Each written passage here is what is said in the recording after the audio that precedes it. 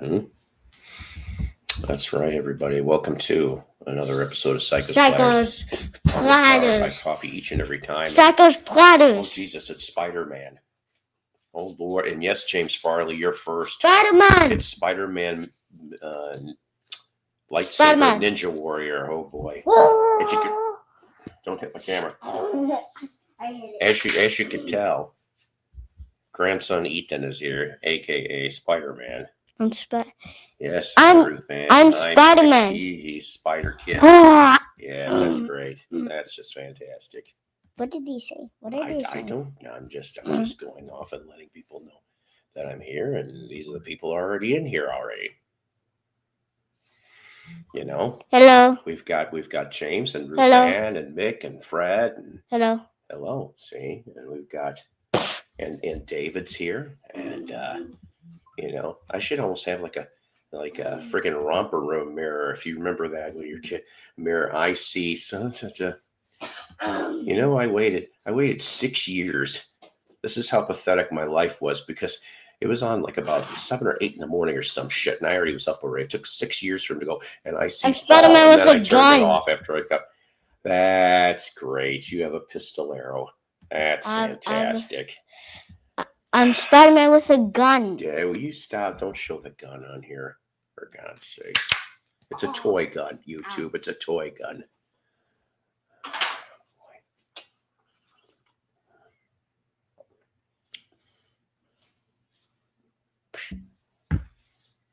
How about I'll flick it? No, don't do that. Yeah, even David says Spidey needs some cookies. Oh, you bet. Yeah, I need some cookies. I love cookies. Yeah, of course you love cookies. Supersonic. No. No, Spidey does not need a case of Pepsi. He does not need a case of Pepsi. That is the last thing. I love Pepsi. Yeah, I bet you do. I don't. Oh, you don't. And a Gigi Allen record. Oh, that's great. We want to subject him early, huh? Oh boy, no, not this soon. I'm glad you. How am I feeling today? You know what? Thanks for asking. What? You're unmasked in front of everyone. Baby J. Jonah Jameson's gonna get you now. See, I said JJ. Jonah. Yeah, JJ. Poo Poo JJ. That's great. Poo Poo JJ. PJJ. Yeah, all right, fine. Go do something. You were playing with your Godzilla and King Kong toys a minute ago. Yeah. This is how it's like on Fridays and Saturdays and sometimes Sundays. I'm off this weekend though, you see, which is a rare moment.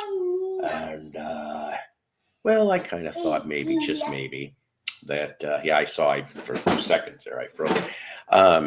I thought maybe I'd go, what the hell, we'll do a short stream. I really don't care. I did alert all the BC Justice League.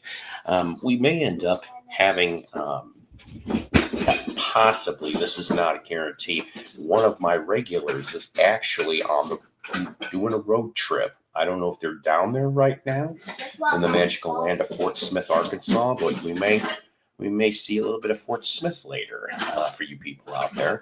It's not going to be as exciting as Japan was when Brian showed us, but we've got some of our people here. And I said, people, excuse me. Yes, I'm still working on the Gavalia Espresso Roast grade. Oh, man. So how's everybody doing on a Friday night here? 6:37 my time anyway. 45 degrees it was when I came in the door. That's kind of surprising. It was like bitter cold in the morning, if I remember right. It's like in the 20s. Hey, what? What is it? What? You're the one that asked me. You're like, Papa Paul, what? What? What is it? Animal. What you got here? Yeah, no, I don't know who booked that. He's showing me. Animal. And then. Oh look! It's Ben. Oh, hey, wait a minute. What's your favorite group? Rat. Oh. Okay, yeah. Shelly. It's a squishy shell. It's a squishy shell. That's great. See, you never know what the hell you're going to find on the front, especially when I've got. Okay, yeah. See, I've had dark Sumatra. Oh, you're still at work and yet you're watching this, huh? Oh boy. Yeah. Oh. See, if your boss is going to fire you, it has nothing to do with you watching something. It's going to, because I was watching my show. That's what's going to get you going. Yeah, I know. And Marilyn, too. TGIF is correct. It wasn't a bad week. It was just a long week. It was what the hell it was. Randy Bobandy, how you doing? Because he's like, what the fuck with the Randy Bobandy? Hi, Mason's mom. Mason's mom. Randall. Marilyn. Piccolina. See, I should have gone Randall, Marilyn, Herman, Lily, Grandpa. I'm Oh, showing boy. you all of the animals. What else do you got here? Where the deer and the cantaloupe play. Let's see. Oh, Ooh. and this is where.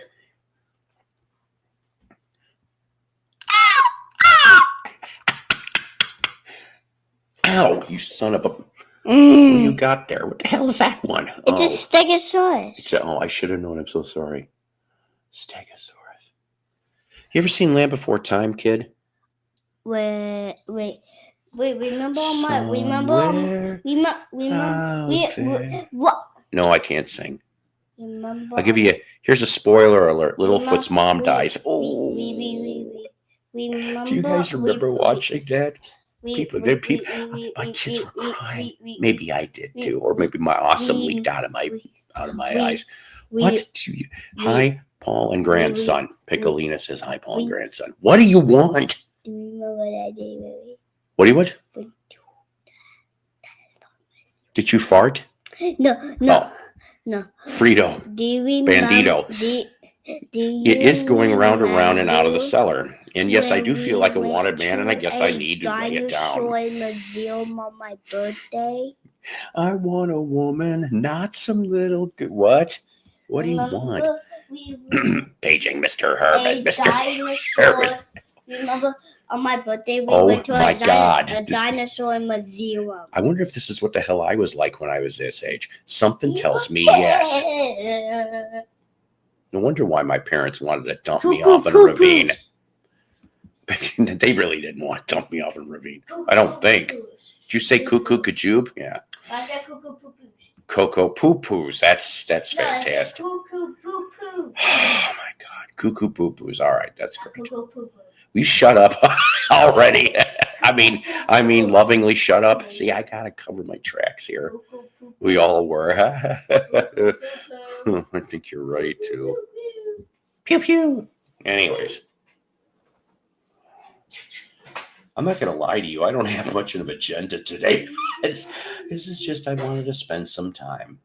I wanted to spend some good quality psycho time. You know what? I'll tell you something. I probably will never act my age, and I'm glad. Okay, I just don't want to use inside voice. Well, yeah, I kind of have to. He needs to use inside voice. I do too, because they're calming down in that next room. Excuse me. Anyways, I want to welcome to the 30 people that are in the room here. And like I said, I really just did not have a lot going here today. We did get a couple more subscribers, but no offense, nothing's kicked in yet for me to know what, who, when, why, and sometimes where people are.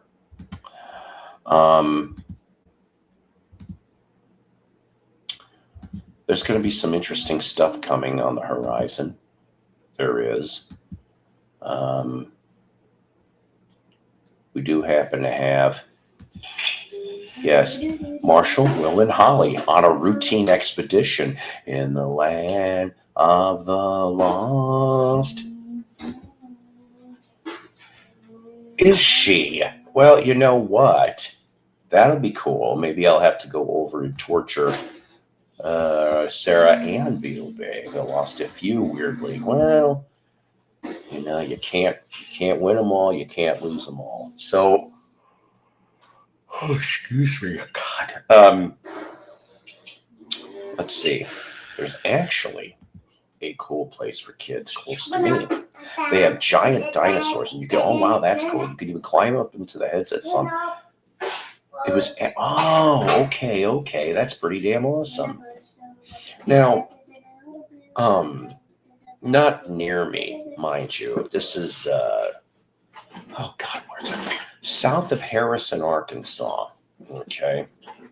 I want to say it's maybe even south of what used to be Dogpatch USA. If you Midwest people know what I'm talking about, that's good. Unfortunately, when I came down here, the thing was shut down already. Dogpatch USA was basically the theme park of Little Abner, okay, so that you could go off and be a local yokel and go drink Mountain Dew. What do you want, sir? I'm going to ask my dad, can I have the Teletubbies? If he's... You're going to ask him what? I'm going to ask him, can I have the Teletubbies? And then if you should know that, I'm just going to ask you. I didn't understand a bit of that at all. Sent you a request link to play. Oh, yeah, I'm just going to get to something. Oh, by the way, guys, I don't mind playing DJ on here. It's fun. But are you all right? Toby ran into my leg. Toby ran into...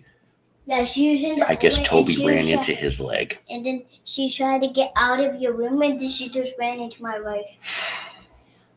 Good thing that I don't have Why do I feel like I have another gray hair coming into my head right now, on top of the already damn collection of gray hairs already? Could you? I love you, but could you please stop shaking the table? Thank you. Good thing that I don't have to tell you. Did Papa Paul tell you about when I was little and there was dinosaurs? Don't touch that. Don't. Your grandson, non-ablo English. What the heck did you just call me? What the heck did you just call me? Oh, God. You guys must be bored. You're still here. Yeah, I'm teasing, I think. We'll explain in a little while, of course, the title. We love you, whoever you are. I'm hungry. I don't think you people are going to get this one. You'd have to be real stretching that out. That didn't sound right. What is this that he sent me?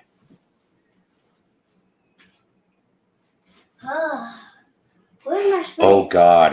Where's my switch? I want my switch. What the hell? Okay, I get it. Sure, hang on a minute. He played me something, and let me see if I can pull this off for you guys.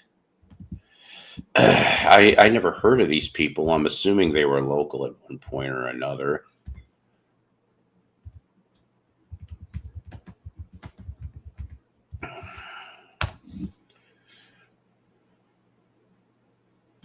Oh, Jeff put this on there. Okay. All right, hang on a minute. Speaking of, here's Superstone. There I am. That's he is the white cousin to Sly Stone. Oh boy. No, I'm Superstone from the Flintstones. There you go. Ah, yes. This is my band doing this. I'm singing Greg Brady's part. And doing a high harmony.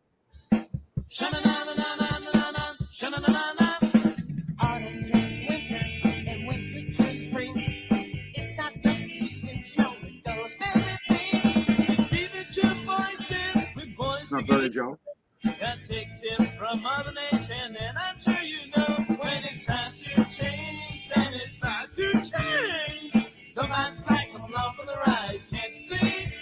When it's time to change, you got to rearrange. Who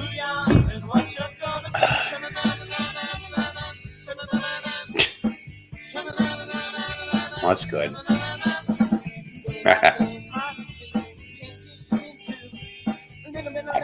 Will do. Oh, thank you, dear. Maybe, Fred. Nice guy in real life, though.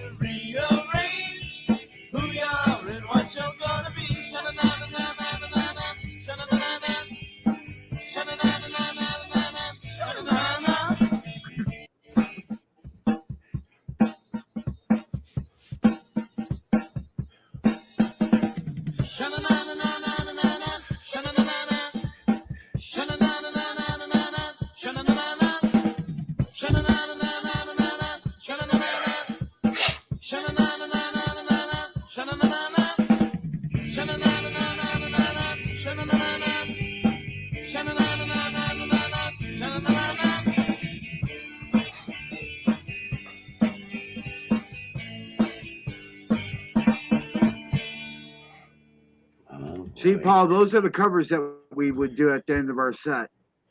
Very nice. We do like a 45-minute set. That'd be a cover that we'd end with. Those Brady ladies make my shorts get me. Yeah, well, probably a lot of us back in the day. Yeah. See, now, Marsha. Oh, make it Stope. Make it Stope. Stop. I don't know. As they got older, when they would like go to like I don't know, what was that place in Ohio that they went to, the theme park? Kings Island. Remember that episode with Jan was looking good. Kings Island was not only the Brady's, but when the Banana Splits would be filming some of their segments in the amusement park, like the roller coaster. That was in Kings Island also. Go figure. They probably didn't charge. Oh, probably not. I sent that to Mike Lookinland, that video. Oh, there you go. On Facebook. This is and you know what he said about it? He said, "That's awesome." I'm like, yeah, see, we got one Brady that like that. Fred lives across the street from Kings Island, literally. Had a whole Hanna-Barbera. See, that would have been cool. I would have loved to have seen that. Let's see. What did Mr. Farley send me here? Oh, man. Hey, Paul, did you see those 45s I put up on my Facebook page? When did you do it? Like about maybe 3 days ago, I guess. 3 days ago. All those Elvis Presley reissues. Yes, you did really good on that one. Those came out in '77. Damn. So I figured they put those out because of because he his death. Sure. Yeah. I mean, if they're worth anything because they're in great shape. I'm led to believe that some of the gold standard issues there's less than others on them. So let's see. I remember now. Mr. James here actually brought this up in the last show. So yes, we will play this, since I did say that I would do this. Now, for you Canned Heat fans, you're going to know what this is. But this is the original version, 1928, from Henry Thomas, Going Up the Country. Yes. I did not know. I mean, I knew it was a cover song, but I did not know. It's now in a commercial, too. Is it now? Jeez. For a pickup truck, and I can't remember which one. And I bet you Henry's family doesn't get a damn cent. Well, he should, if he wrote it. Well, yeah, but we're talking. If you're talking 1928, probably past. It's probably public domain now. Sad. Yeah. I didn't think about that.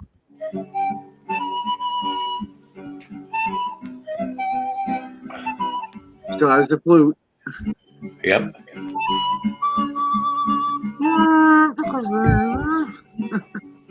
I'm gonna wait there. Oh, jeez. Oh, boy.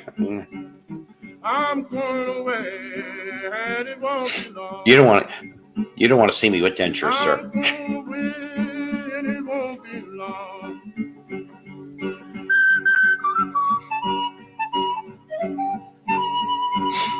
Yeah, Canned Heat sounds like they did a Pink by Numbers version of this.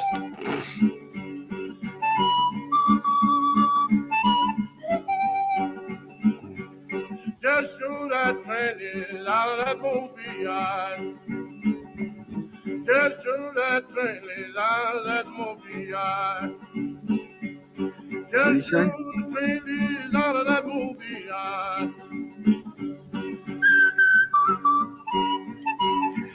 Oh, you're funny. That's good. That's good.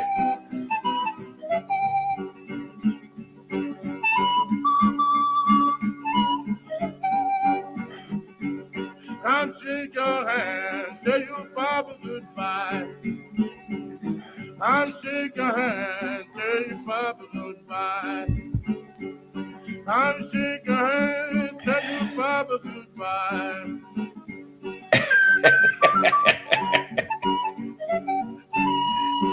I was thinking a grinder or a sander is what he got. Plug it in, plug it in. I still say that to this day. Tennessee. I'm going back to Tennessee. I'm going back to Middle Tennessee. T for Texas, T for Tennessee.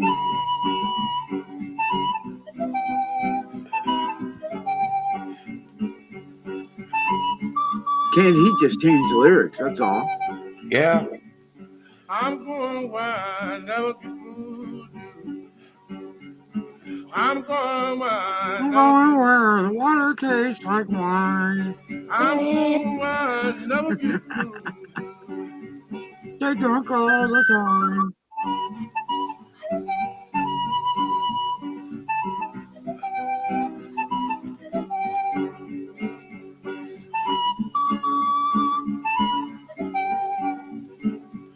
If you don't feel sinking, look what a hole I'm in. How many verses has this thing got? This thing is 31 minutes long. No, I'm kidding. It's not. I think it's almost done. I've never heard this, before.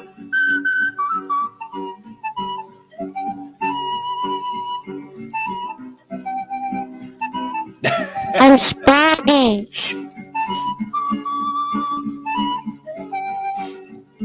Where's Spider Babe? Nah. Just Spider Kid. How in the world don't make me back?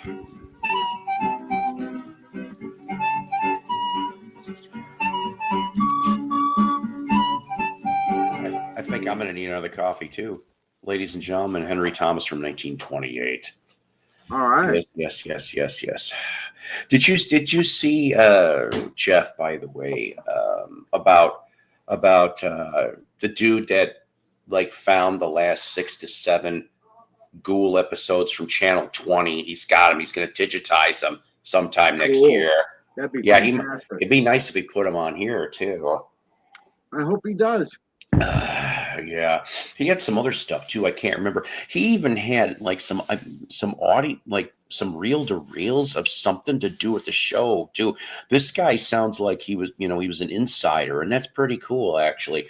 I thought the froggy thing was pretty funny too. Oh, excuse me. Yes, old time. Yeah, some of them are. I do like me some old blues. I just have to be in the mood for it. Yes, the extremely long version, where if you were a disc jockey and you really had to go because you ate that bad breakfast burrito, you may need those couple extra verses. Might. Yes, that reminded me of 3rd grade and playing the recorder. Yes. And then of course, Hot cross buns. Yeah, hot cross buns. That's right. And we're not talking about, well, kids here. Anyways, Yep. We're not talking about that nun that happens to be that hot nun. Oh God, wait a minute. We could change that. Oh my God, that'd be a bad parody. Hot cross nuns. Yeah. 1 a penny, 2 a penny. That's right. They're that cheap. But the recorder scene from The Office where Dwight's like playing the recorder. So one time though, back for 2 seconds to this. and I know some of you people are going to go, "Oh God, here he goes again." But one time, At band I camp? at band camp that I played on air one time. I went from Nirvana's "Rape Me." I played that, and then I went into this right after that. Oh God! And this is when I got all the phone calls, and they were like, are you playing what I think you're playing?" And I'm like, yes, I am. Oh, Slip It In by Black Flag. Oh, that'd be funny. That'd be funny, but no. Yeah. Oh boy. No, but to go from Nirvana to this is quite. Oh my gosh. Oh, I've got boy. that CD. You know, me too. Me too. That's the one that Barry Williams autographed for me. Yeah, right. Let's see here. Did he put underneath, like, in parentheses, Johnny Bravo? That would have been funny. I don't think so, but that would have been good. Yes. What? What are you playing? Oh God, are you playing? No. Hold on. Something watch me all the way in the air. Why do you have a bunch of darts in your back? I can shoot up. Well, it's not the goat simulator, at least right now. Sounded like Family Guy. No, Diabito.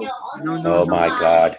It did. Let's see. I spawned Let here, me and then I got let me go since I don't have a remote on this old set. Let me go flip the channel for a minute here. I got close. Yeah, I got close. There we go. I know this commercial. My sister sent that to me.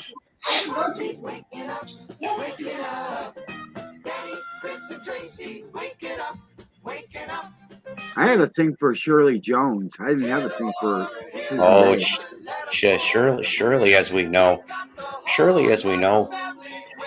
gave Charlie Chaplin his first. Wake up like the Partridge Family. Wake up with Kellogg's Rice Krispies.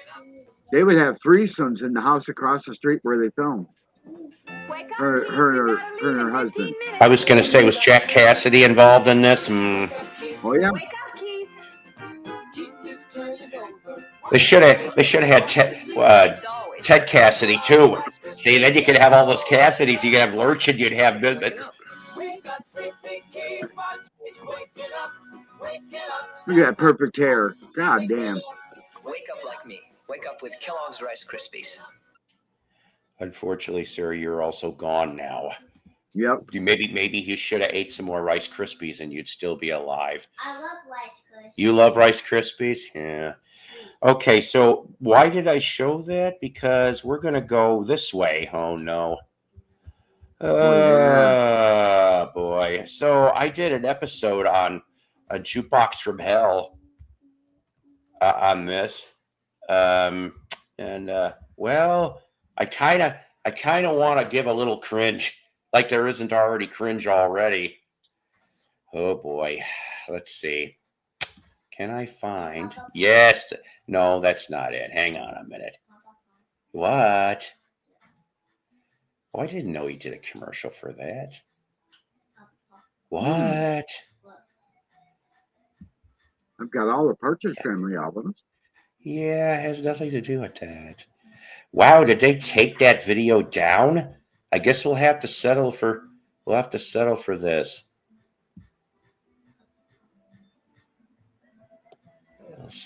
We'll settle for this.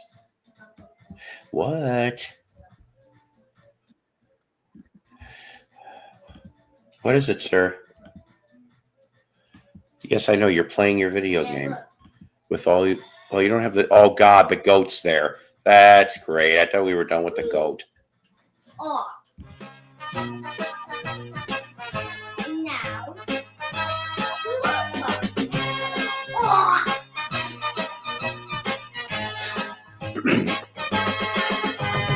I'll be your magician.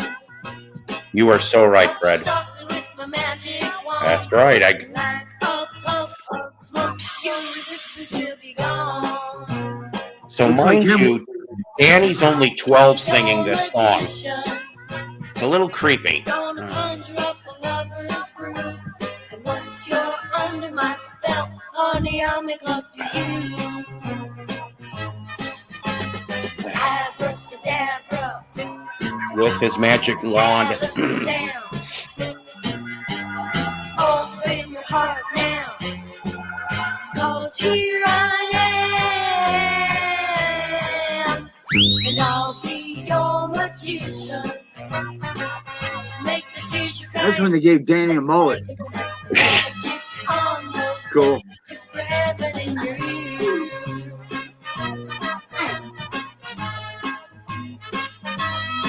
Sure, why not, Mike?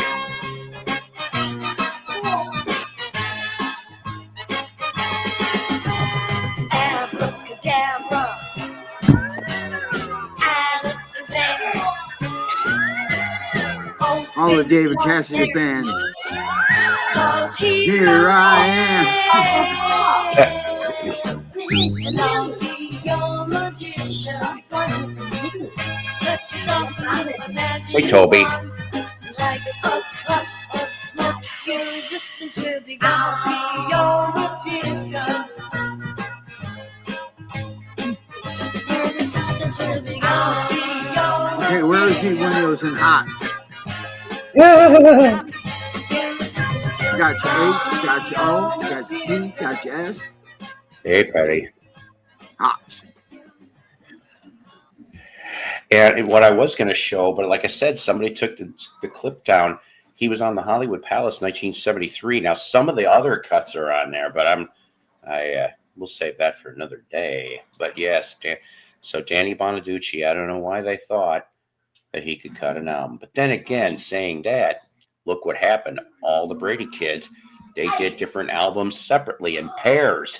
I'm like, who came up with the idea for that? And I'm like, yes, look out. Robert Reed. Oh God! You know what though? I mean, did Robert Reed have a singing voice? We knew obviously he could act from different shows like The Defenders and a few other things, but it's like, I don't know. You know, I think didn't he write a book too about the Brady experience, or at least his life or some shit? He loved the kids and he loved the cast. He just couldn't stand Sherwood Schwartz. And you know what? I don't really like Sherwood Schwartz either. I think he's a pain in the ass. Him and his wasn't it his kid that helped him or something with the creatings and the writing and stuff. And I'm like, I don't really like Schwartz's either. But you know what? If it wasn't for them, you wouldn't have had Brady Bunch, Gilligan's Island, God knows what other stuff there was. But you know, it is what it is on that. But you know, I mean, we're still watching the shit, you know, 45, 50, 55 years later, here we are, you know, all the stuff. Even if we didn't see it brand new, we still all loved it because it was, well, you know, decent television. I know the parents probably back in the day thought, oh, this is garbage, but you know what, Rudd, it really wasn't. What? You got the whale. Oh God. You're gonna go in the whale again? Okay, Jonah. Yeah, Robert. Yeah, you know what though? That's right. I forgot. Oh my! And I have heard that. Yes, I have. I forgot about the Brady Bunch hour, but we're not playing that today either because I'm really not in the. I think we played enough cheese already. I've got music in me. Oh boy. So I'm gonna go. This just popped into my head. I'm not sure why. Papa, what? I just put the whale over here. You got the whale? Yeah. Oh boy. He's got the whale, ladies. Is it Fudgy the whale? No. I dropped it. It's not from Carvel? And then it was going to its mom, and then his mom, his mom was under him. Yeah. And then his boy. mom just ate him. Yeah. He just ate him in his mouth. That's what she said. She dug it.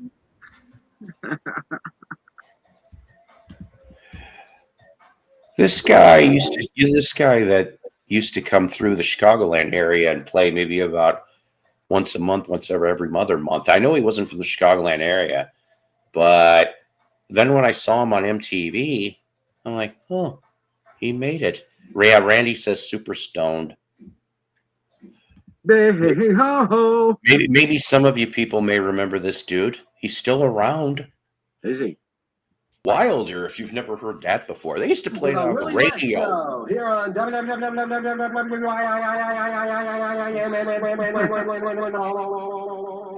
Wonderful Rhino Radio. Oh my God. Rhino. Oh God. What the hell is that? What is that? What's that face? I think I dated her. You too.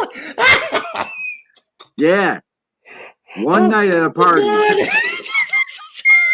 Yep. You might have won the prize today, the no prize. I can't even. That fish. What was the one I was laughing about like a show or two ago? Oh, it was low key Tito, and it was a picture of Tito Jackson for the avatar. That fish. I'm dying. That's reminded me of oh my God, Chico Oh Escala. my God. Anyways, thank Jane is you what you both. call a bish. What was it that Dan Agger? Yeah. Jane, you ignorant slut. It's just like, what the hell? This ball has been very, very good to me. This is going to be stuck in my mind for the rest of the day.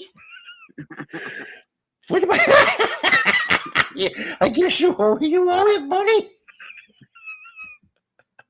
I want my records back. I want my fucking records back. Oh my, okay, Sam.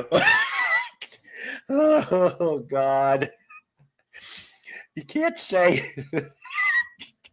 Oh God. Or I'm crazy. We're all crazy. And that's great. Oh shit. We all have one like that. Who? You mean a former? I think all of us that are in relationships have at least one. I probably have more than one. I'll tell you that right Jerry now. just wanted a new hat. a new Jimmy hat. Oh, let's see. Dust. That's right. It's Dusty. Dusty's Treehouse. Remember that show? Yes, actually, and Dusty's Trail, if you remember that. You know, that's actually funny because somebody let that slip through the cracks. That's public domain. The whole Dusty's Trail show. You know, the one with Killigan. I can't remember who the hell else is in there. You big dummy. I think Quincy I want my Jones daddy's record. Yes, isn't that? Oh God, maybe it is. I haven't watched Crybaby since it first came out. That was in the 80s, I think, right? Yep. That's how long it's been since I've seen that movie. And if I'm right, wasn't that like Depp's big debut? Because I know he did a couple small. Coming off of 21 Jump Street. Yep. Yeah, 21 Jump Street. Oh my God. I don't know why I watched a lot of weird stuff back at, who didn't in the 70s, 80s, and 90s, for God's sakes. I had to look up something on Spotify last night at work. Oh, yeah? What was it? I had the song popped in my head, and I'm like, God, now I got to hear the song. What was it? It was from the Idol Maker. The Idol Maker. That sounds, Baby, I just want to take you where I'm going. Oh, my. I'm like, oh, my God, I got to hear the song now. Iggy was in Crybaby. See, I didn't. Why did that? I missed that. See, maybe I need to rewatch Crybaby again. I don't know. I'm only 5'1". I don't know. Mr. Johnny, he says Heidelmaker was a good flick. I did like it.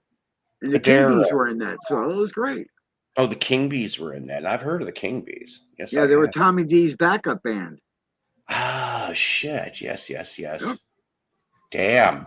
There's a name you don't hear too much anymore. There's a lot of them you don't hear too much anymore. Before I forget,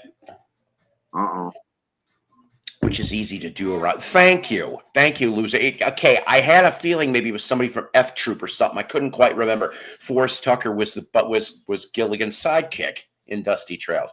Oh, here we go. Aww. Well, with that, you definitely shall do that. You're gonna bring something else too. Yipes. Ooh. I have to say this much, okay? Out of my adventures over the years, only once did I get a Yudi, okay? And I couldn't believe it either. I was like, what the heck? And I just get okay. So like, I was messing with a girl that was a bi. Needless to say, that'll teach me. But you don't even want to know what the doctor did. And it was a female doctor. And I said, give me a clean rag. She goes, before she put give me a clean rag. And I said it like that. She goes, why? I go, do you want the rest of your patients here in these offices to hear what's going to happen next come out of me? Get him a clean rag. And I'm like, I chomped down on that. And I'm like, I learned a lesson that day. I did, ladies and gentlemen. I did.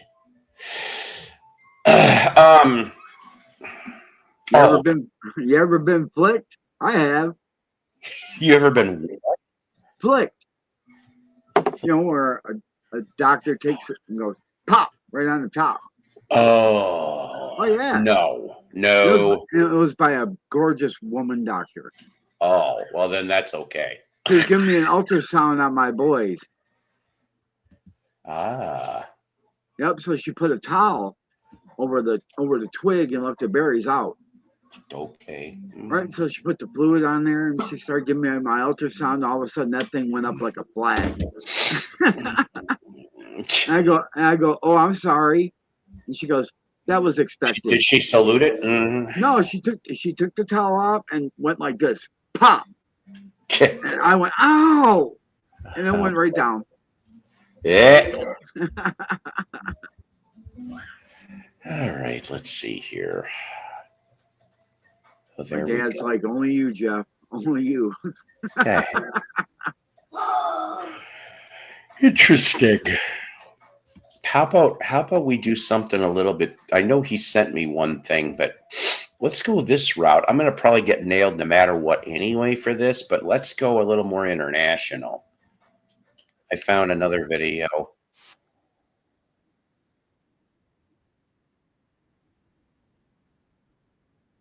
We're going to go to Austria. You know, we're going to go to Austria for this.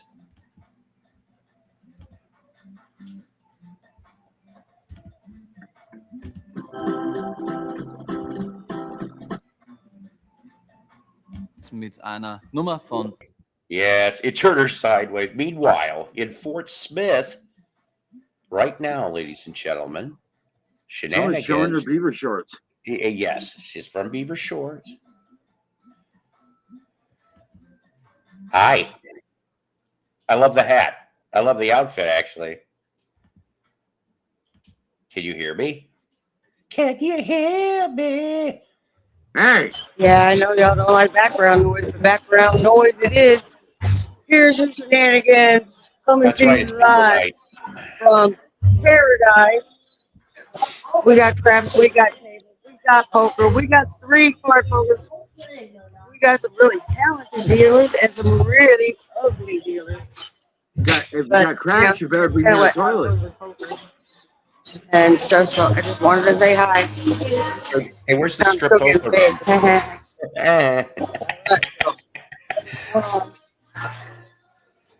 Oh my, that's a lot of people. Yes, it's Monte Carlo night. All right, I'll know later when I get a cigarette break. Yes, that too. It's a Ouija convention. That's right. It's a Ouija convention, Monte Carlo. Oops, he's gone.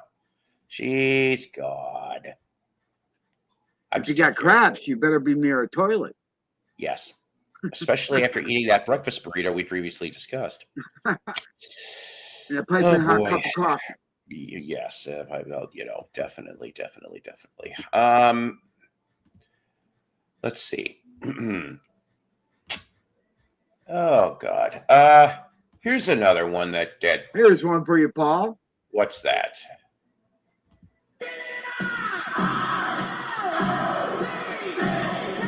Helix.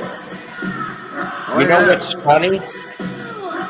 The station, the Eureka Springs station, that's on their playlist. So I get to hear that maybe once every 3 days. I'll crank that up. And I didn't even know it was Helix at first. I just heard somebody go off and say it was. I'm like, oh, that's what the heck, because that's not the one I'm used to hearing. No, and then they did that cover. That's what you mostly hear is "Make me do anything you want." We don't hear "Rock You." Yeah. Here's the one that I remember the first time hearing. I'll probably get. They made two versions of the video for "Rock You." One had naked women in it. So if you can find that. I still like when Helix showed up on Trailer Park Boys when they went and did the trailer stock or whatever the hell it was. That was funny. From Canada, right? Yes. Okay. But this is the song that I remember from, and I'm not going to show the actual movie footage because I'm not in the mood to get dinged for that. But this was on the really good Iron Eagle soundtrack. Remember Iron Eagle? Oh yes, this was in it. Ooh, deep cuts.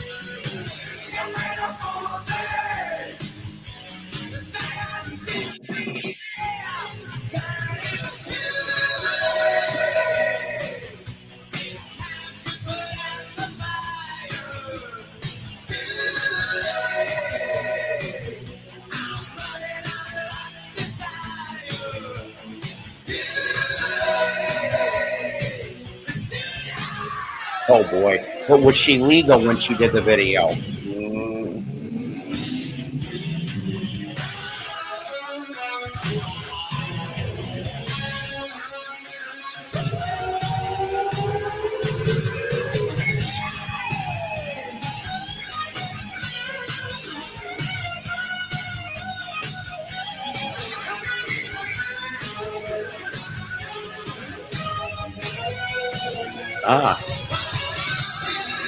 Oh boy.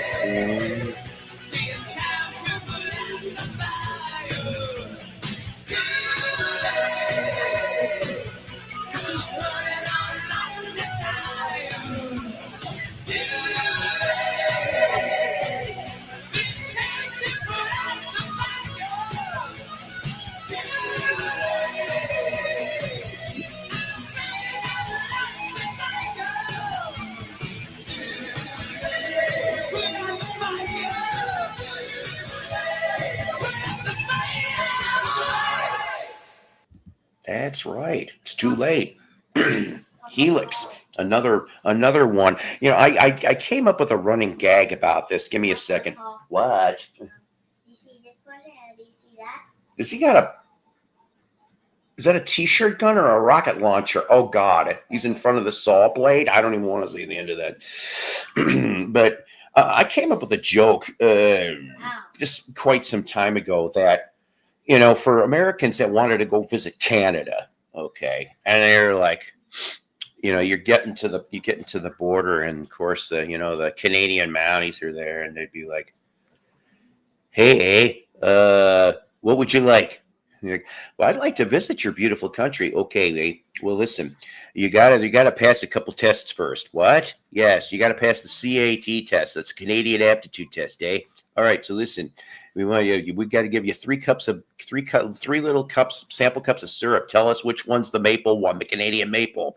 Be like, if you get past that, then it's like, okay, next thing here, which one of these is Labatt?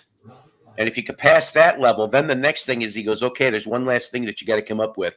You got to be able to mention 10 Canadian bands, solo artists, or otherwise, and we need to know right now. And it's like, if you can name 10 of them, we'll let you in, and you can hang here as long as you want. I'm like, could you imagine that for a Canadian aptitude test, ladies and gentlemen, the CAT test? I figure I had my Lions hat on. I got to jump on the bandwagon sometime, man. You know? Our team sucks this year. Good God. It puts me to shame being a Bears fan. I've been a Bears fan for 50 years. 50 years of my 57 years alive. 50 years, and I'm going, is it ever going to get any better? Hey, at least you guys had some Super Bowls, right? 1.5. And the reason why I say that is because that first half in 06 against the Colts was great. Then halftime was over, and that was for shit. Colts came back and beat our ass. Hey, Shawn, how you doing? Paul Superstore. This reminds me of Kick Axe. Very good. See, Kick Axe could be on the Canadian aptitude. Helix could be April Wine. Coney Hatch. Guess who, of course, and anybody else you could think of. Even Alanis, and yeah, you could throw Neil and all that other shit. I used to bartend next door one night a week. They had male strippers for ladies' night. All right. I got all the guys. Oh, my. That had to have been a kind of a shit show right there with drunken male strippers being on stage. Shawn, Dudley Do Right. Now, get me my horse. That sounded more like Mr. Howell, I guess, but I'm tired. And yes, and now, no. Hello, Ruth Ann. You're everywhere tonight. She's been everywhere, but not as everywhere as. Hold on a minute. I got to go back to the visual. Where is it? I need. She's not as everywhere as. Where the hell is it? Really, you're gonna make me go all the way up there? Okay, not as everywhere as this one. Oh my! What is that? What's her name? That chick? She's who? That picture right there. I don't from Crybaby, I guess. Yeah, Crybaby. I haven't seen that shit in a long time. And she goes, I am. I saw Helix with Rough Cut. Oh, that would have been a good triple bill. Rough Cut and Accept. Most people don't really know too much about Rough Cut, Mr. Paul Shortino and company. I used to chew tobacco. I know what Rough Cut is. Yeah. Oh boy. Yeah, and let's see, what is it? A lot of people would like to forget about how Paul Shortino was the replacement singer for Kevin DeBro and was on QR4. Could that end up being a Jukebox from Hell episode eventually? You betcha. And then they ended up trying to have, what the hell did they call themselves? Was it, oh God, it was like a couple members of Rough Cut along with a couple members of Quiet Riot. I think they called themselves Rough Riot or some shit for a little while. I'm like, that's odd. Randy, 57. I'll be 67 next month. Yes, see, boy, that's a big, long birthday. And, oh, yeah, these guys embarrassed the crap out of me.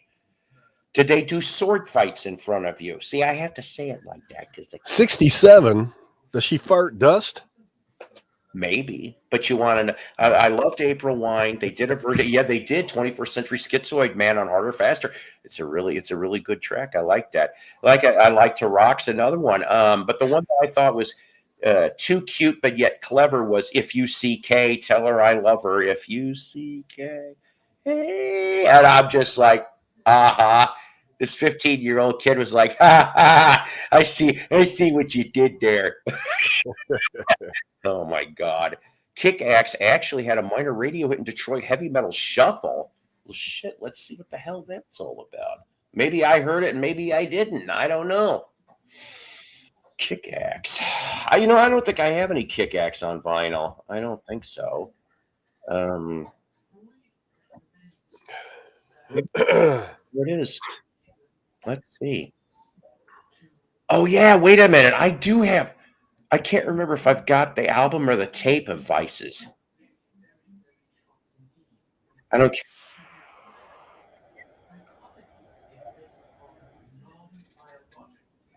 Let's see here a minute, guys. I guess we're gonna rock. We're gonna rock, and you don't have to have your out. And probably for some, it'd be best. There you go. I remember when I had those multi-disc, the cartridges. I think it was a Sony home player, and I ended up buying a bunch of those cartridges on eBay. So I took all my CDs out and just loaded them in there, and then got those soft cases. And then I had to take them all back out, put them back in the hard cases. I kept them, Oh, what a pain in the ass that was, See, yeah, that's the only like I have a 5 CD, okay, and it's Techniques, and it still works pretty nice. And I'll just, if I'm bored, and nobody else is in the house, I'll just pick 5 CDs out randomly, like I guess like a CD whack-a-mole, and then stick them in the player and see what the hell I picked. Yeah, and you can do a shuffle on that too, Yeah, I have in the closet in the back. I have a stereo set up for my outside speakers on the patio, and it was a Sony tray, the 5-disc tray. Yeah, that one took a dump. I mean, every one I've had it never did anything to it that just suddenly doesn't work, and here's the thing, right? So like trying to find that stuff in decent condition is I don't want to say next to impossible, but pretty damn close to it, unless there is a shop wherever the hell you're at that you trust, because these people will work on them. And I mean, my buddy Doug, okay, here in town, that was his thing. He volunteered for 2 different resale shops. Okay, he did the electronics for either of those shops. He would sit there and fix these units, whether it was a TV set or like a multi-disc changer, and he could get that damn thing running most of the time. And then he knew for a fact that if put it out there for the price it was, you're guaranteed that it's going to work, because he went and damn played it. You can't say that anymore. You don't know how many things I have come across over the last 10 years at Goodwill, for example. The price seems all right, but always it says as is. And I'm like, I do not want, unless there is a way while I'm there. And now TV, that's one thing. You can obviously plug it in right then and there and see if the damn screen comes up. But when it comes to that stereo equipment, what the hell are you going to connect it to? Not anything there. There's a record store in I think it's Southfield. It's Shawn, probably, he's been there. I know he's been there, but it's Street Corner Records, and the owner fixes, electronic equipment while he's there, and then the other kid runs the store, and he'll sell. But he was telling me that 9 out of 10 times when people bring the modern stuff in, you can't fix it, because they're all those boards, and it's just Chinese circuitry. But he says most of the time, like on cassette players and CD players, it's usually just the what do you call it? The what am I thinking the of? belt? Yeah, the belt. Yeah, the little rubber belts broke. Yeah, that should be an easy fix. It's just what model are you playing with? Yeah, exactly. Yeah. You know what? My fingers used to be a lot more nimbler. I maybe could have gotten away with that kind of stuff. I'm lucky if I don't know. I mean, what was it? Like, okay, you talked about this record store. So yeah, I guess I'll throw this out there. Anybody that happens to be in Northern Illinois for a visit through Little McHenry, Illinois, that was where I went to high school.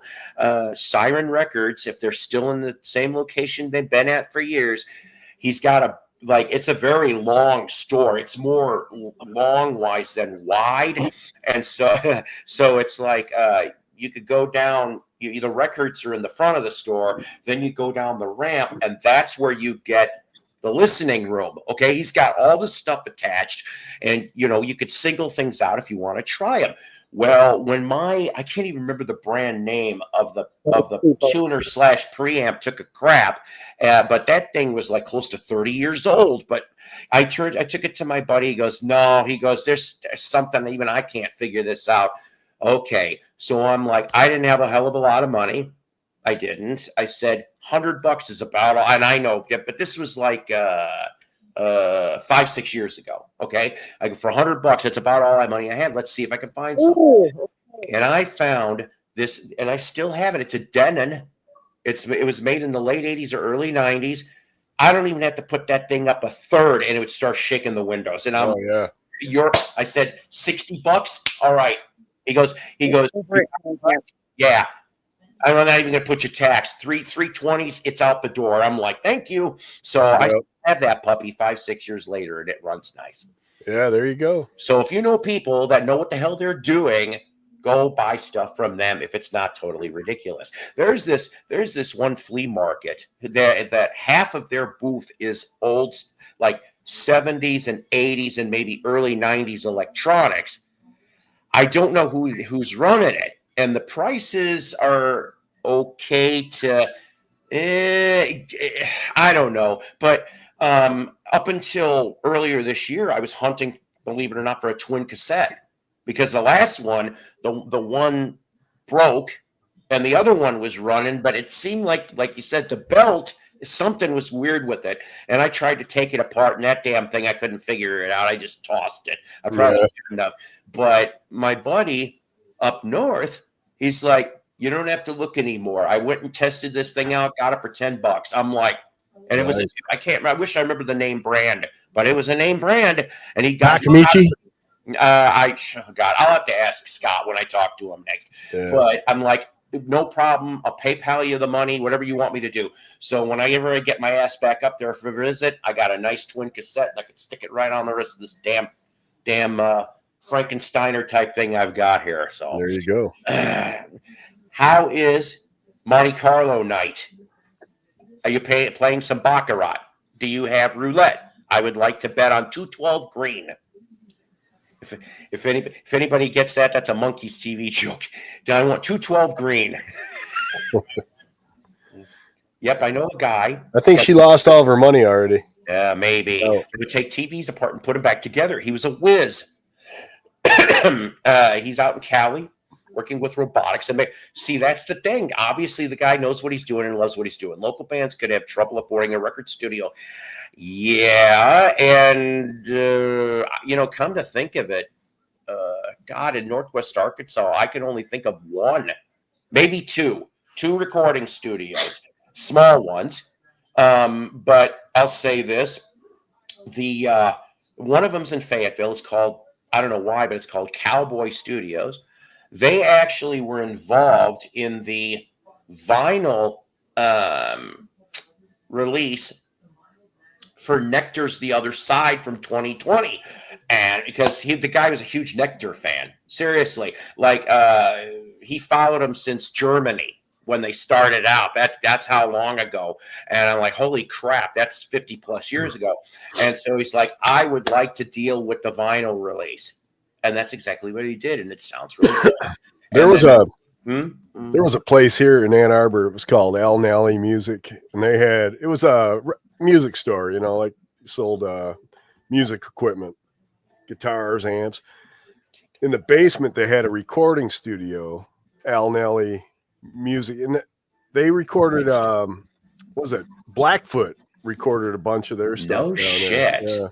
It's wow. kind of weird because Blackfoot is like a Southern band, you know, and why the hell, I don't know what the connection was there. Where was the recording studio though? Ann Arbor, Al Nally.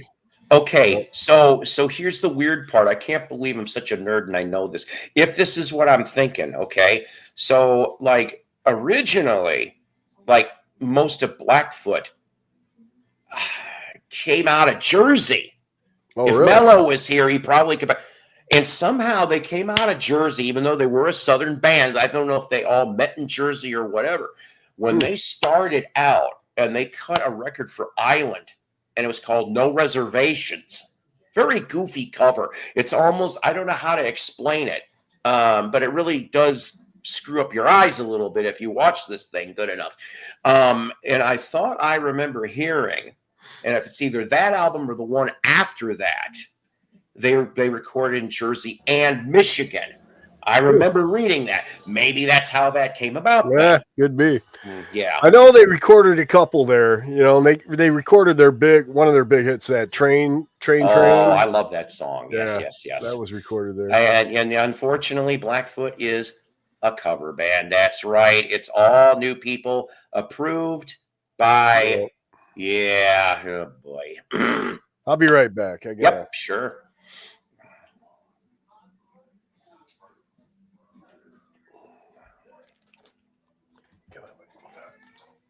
Yes, I love all those albums. Seriously, they got that new one. Maybe we'll play it as the closing track off of Mission to Mars. I guess I really love that song. That'd make a great ending song, even if it is 7 minutes. Ashbury Park, maybe not. Yes, sir. See if you remember this one.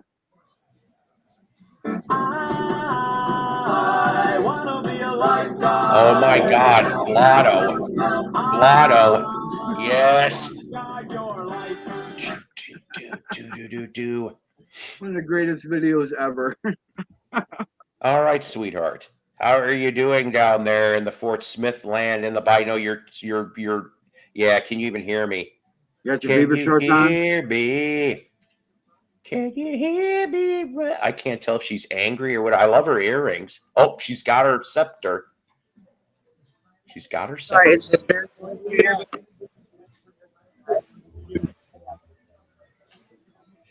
I love your earrings and that scepter, whatever that is. Guess who's here? Ruth Ann's here too. Everybody's here. Nope. Okay. No. I don't know, hon. Hey, will you do me a favor, please? Do you have like any records you could show for a minute or two while I go get more coffee and have to go use the loo?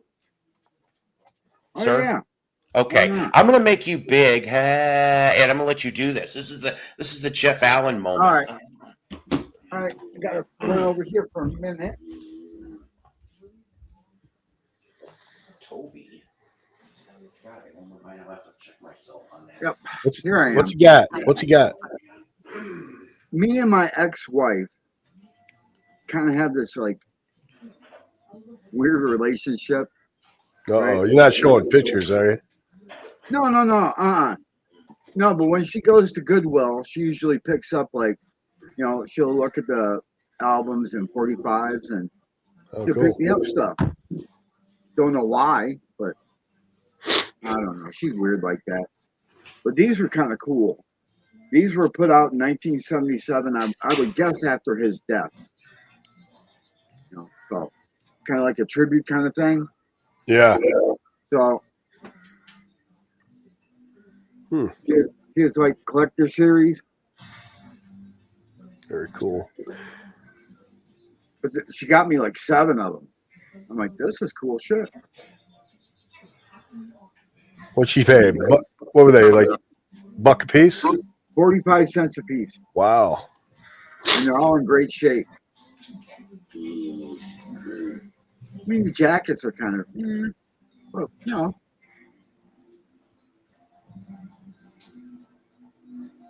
I just thought that, especially this one, I'm like, wow, what a picture. Yeah. All gangster and shit. Pretty cool.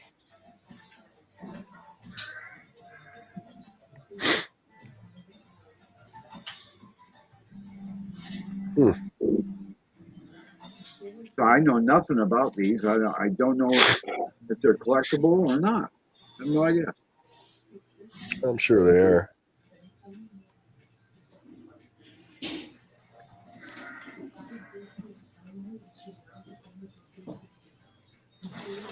Oh, there you go. Yep. Do they have the same label as like the originals, or? It's the dog and gramophone. So I have no idea. I'm gonna have to look. I'm gonna have to look up the information on them and see what the deal is. Yeah, that's cool. Would they re-release all of them? All of his picture sleeve singles? Yeah. Wow, it must have been a ton of them. The correct answer is yeah. Good morning, and this is where the party is at tonight, at least for now. I was thinking about making some boneless ribs tonight. Well, don't forget to take the bones out. And get real sauced when you're making it. See what I'm saying? Or you could be like Terry Jackson, put the bone in. Speaking of people who don't like us, speaking of people who don't like us, Ruthie, he's back. Who's that? I'm an idiot. Oh, Joy. Hope he knows I called law enforcement on him for threatening. Who are you talking about? I'm an idiot here. I don't know what's good. This is the season 4 Goodwill Hunting. Goodwill Hunting. Hey, Randy, have you found anything lately?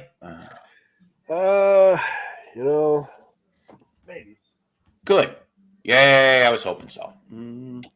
Let me see.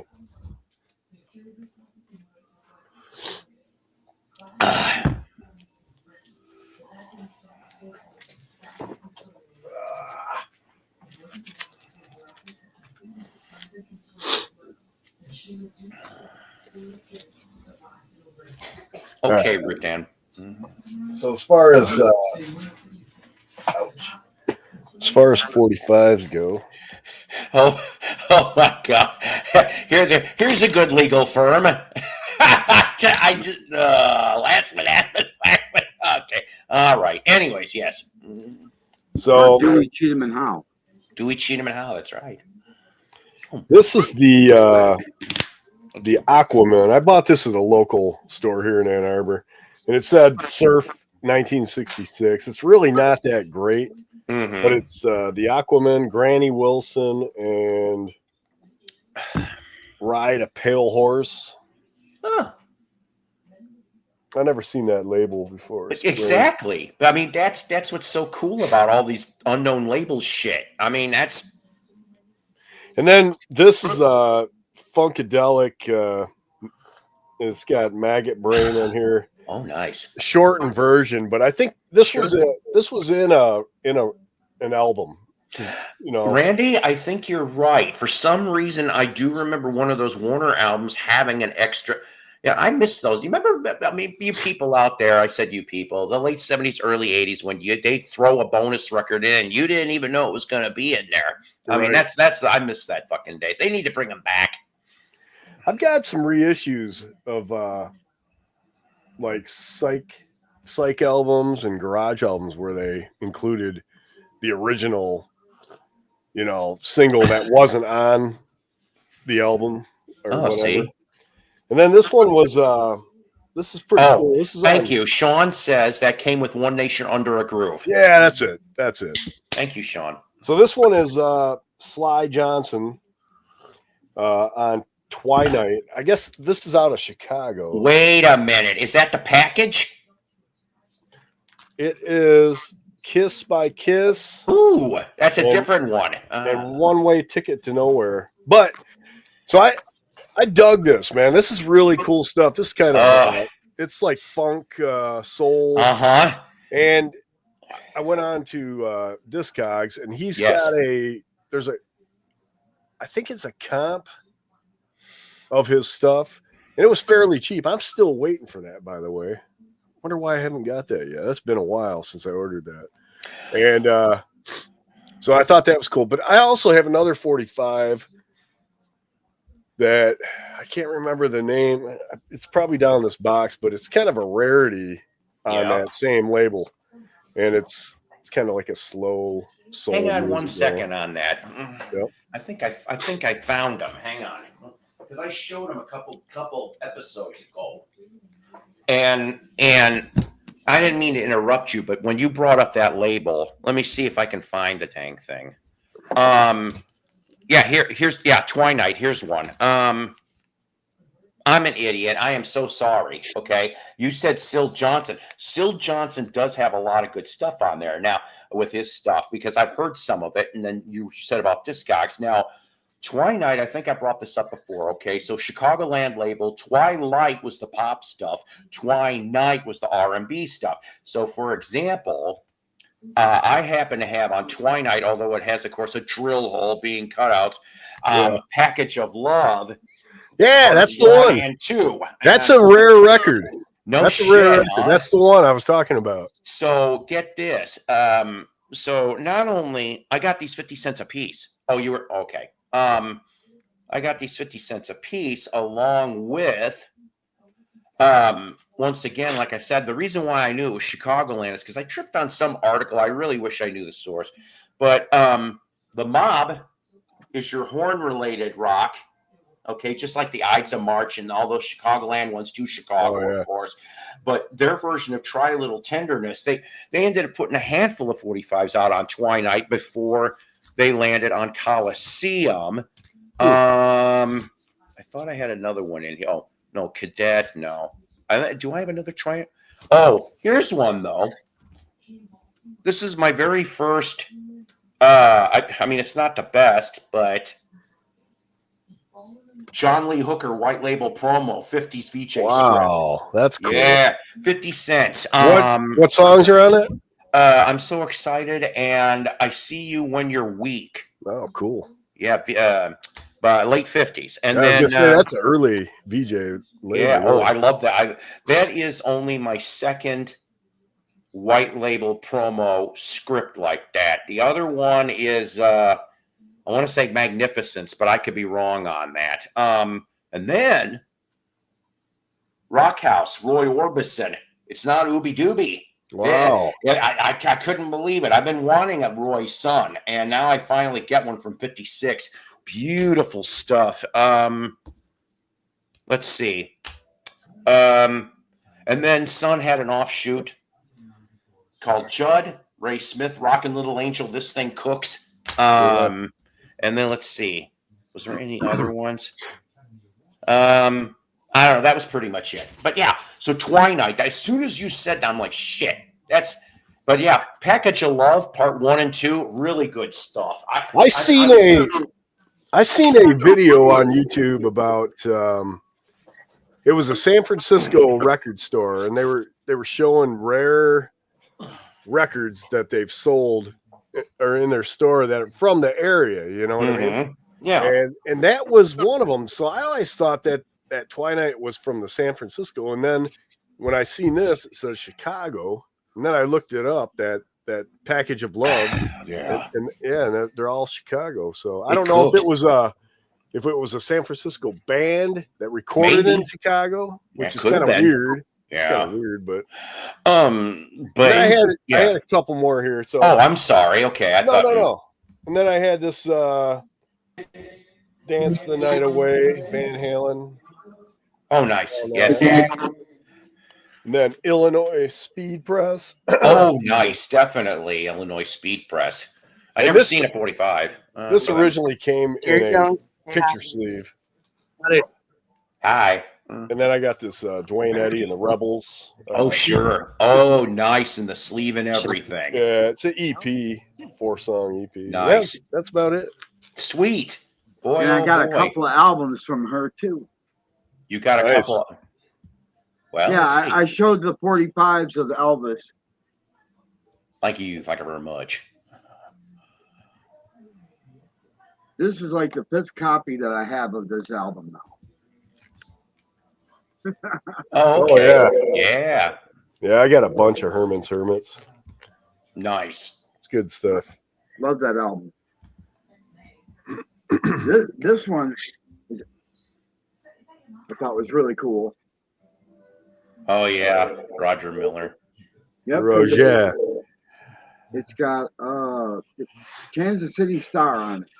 Hmm. You know, where he's talking about being a host of the little kids television show showing Popeye cartoons. But this is, I'm like, wow, this is really cool. This album was just like so big, and I got a promotional copy of it. Oh, nice. Ah, yeah. Yeah, I had that one. Or my brother, I think my brother had it. That's like, what, 77, 78? That was a big album to have. I used to smoke marijuana in the early morning. Occasionally the early mid morning. But never at dusk. You ever dream that you went to sleep and you dreamed that you went to heaven? It was like everybody told you it was going to be. You know, with the pearly gates and the wings, and you feel stupid. And oh, nice! It was in there, huh? Yep. Sweet. I'm like, what a great album! Oh my gosh, that's cool. How many times did I take the Lord's name in vain? Ooh, 1,000,006. Jesus Christ. Oh boy. Oh my God. I have the single that came with XTC's Drum and Wires. Just found it a few weeks ago. Double D says, I watched an unboxing of the Doors set, and as soon as the guy said paper inner sleeves and no polyliners, I thought seam splits for all. And yeah, that could happen. Cool stuff, Randy, definitely. Nice one. That's the album I was thinking of when I included XTC. I got to admit, I've got the greatest hits. Oh, do you? See, I don't have any XTC. Yeah, I heard that, and Martin Mull and Cheech and Chong. Yeah, I've tripped on different ones over the years. I need to find Big Bamboo with the rolling paper. I still have never found a copy. Yeah, I know you showed me that. You know, I've been picking up. I've found over the years, every time I see it, they're usually cheap as the Cheech and Chong, the picture sleeve 45s. I think I got 3 or 4 of those. Oh, Eric Mai? What's that? Is it Eric Mai? I can't remember which ones I got. I got the Sister Mary Elephant. Yeah, Sister Mary Elephant. Class. You know, one time I used. I gotta go. I used. I can't remember why I did, but I'm like, I'm Officer Stadenko, and of course nobody got that. If it wasn't that, I'm not kidding. I've several times over the years I've checked in a motel, hotel, Holiday Inn, and under the name Bob Dabalina, which of course most people aren't going to get that shit. Unless you're a true monkey. Oh, I see what he did there. Can I see your license? Isn't it on the back of the bumper, man? Before I was working on it. I'm sorry. Let me explain the title of today before I forget. This one's not going to take very long. We love you, whoever you are. But I'm glad I found this. I've been looking for this for the last couple of years, and I will admit it's got a little bit of corner damage, but I think the reason why is, of course, because it's still sealed. It's been still sealed since 1975. Oh, yeah. And I'm going to right now, so that we can look at this album. The story here is this. This actually was the remnant of a 60s psych band, but they weren't psych anymore. This I never understood why he even did this, or why they even had an album for that matter. It didn't go very well. Really? Am I not going to be able to? Here, this is a VC fail, ladies and gentlemen. Fuck this. I'm not going to. So, in the late 60s, there was a very cool psych group that cut 2 albums for Philips Records called H.P. Lovecraft. Oh, yeah. I have the first one. I am looking for the second, but so there'd be a slight lineup change between the first and the second one, where Jerry McGeorge, who was guitar player for Shadows of Night, would join just in time to record that second album. Wouldn't stick around very long, though, because they ended up moving to Cali. That's what they did. And I hate to say this, moving to Cali is what pretty much killed that original lineup. But saying that, H.P. Lovecraft didn't exactly die after that second album. They just kind of were buried in the mix, so to speak. Some of the members came back to Chicago because they're a Chicago band. H.P. Lovecraft was a Chicago band. And what happened is that somewhere along the way, I'm guessing that a couple people maybe heard too many, if you can call it that, Rufus records. And what they did instead, and it was down to one member, and it was the drummer, and he also produced this thing. So you've got from H.P. Lovecraft, psych rock, to 1975, Lovecraft, We Love You, Whoever You Are. Look at the cover's trippy. It is funk soul. It changes to funk soul. That's your little thing there. They cut one album for Mercury Records in 75. They were dropped by spring of 76. And they still gigged around, believe it or not, till like about the late 70s, and then finally broke up. Now, like I said, the constant thread between those two H.P. Lovecrafts and this Lovecraft LP is, and I don't know if I'm going to be able to pronounce this right, but Michael Tegza. I don't know how you'd pronounce that. Tegza? I don't know. But and none of the other people sound familiar to me at all, although the woman vocalist is Laomi, excuse me, Washburn, and she was in another band after Lovecraft, but then, she just dropped out of sight and died about 20 years back. So We Love You, Whoever You Are, still sealed in 1975 Funk Soul of Lovecraft, and that is the title of the day. Explanation.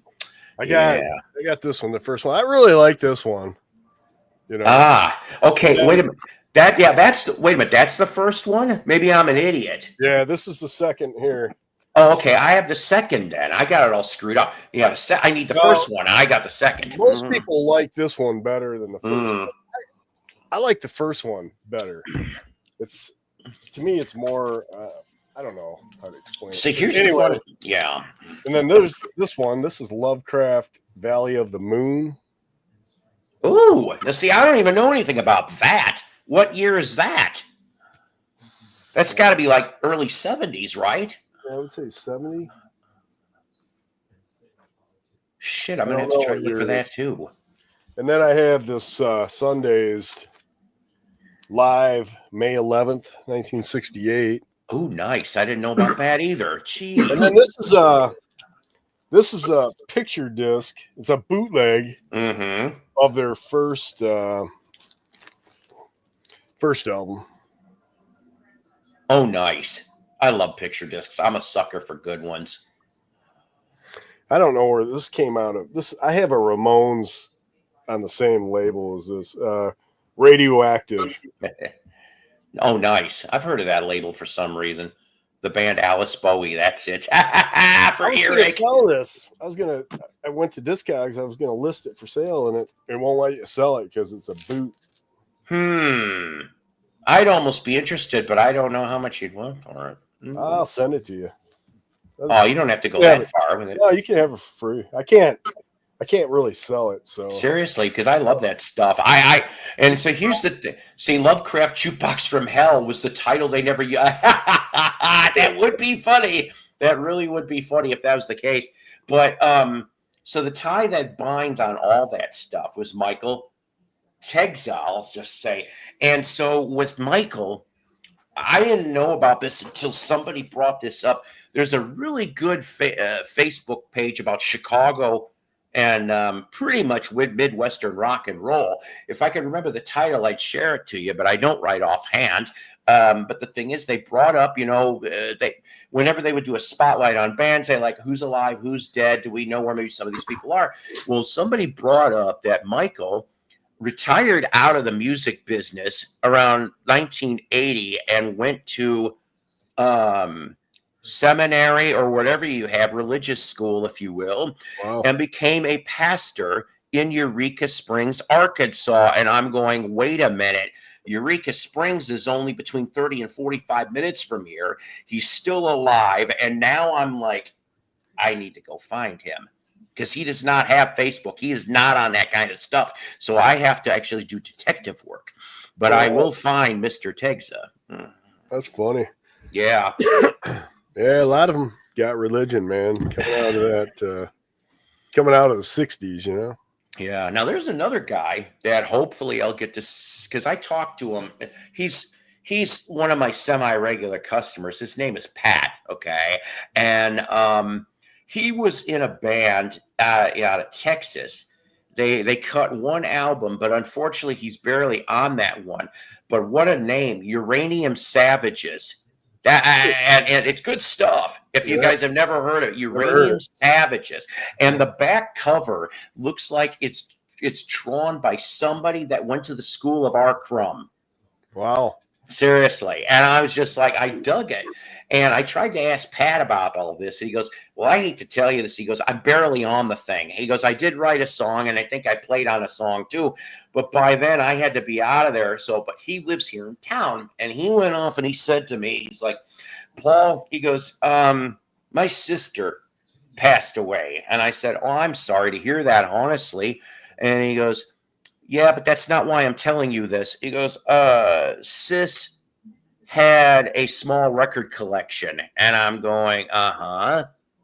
And he's like, late 50s to maybe mid 60s that I know of. And I'm going, how much you want for him?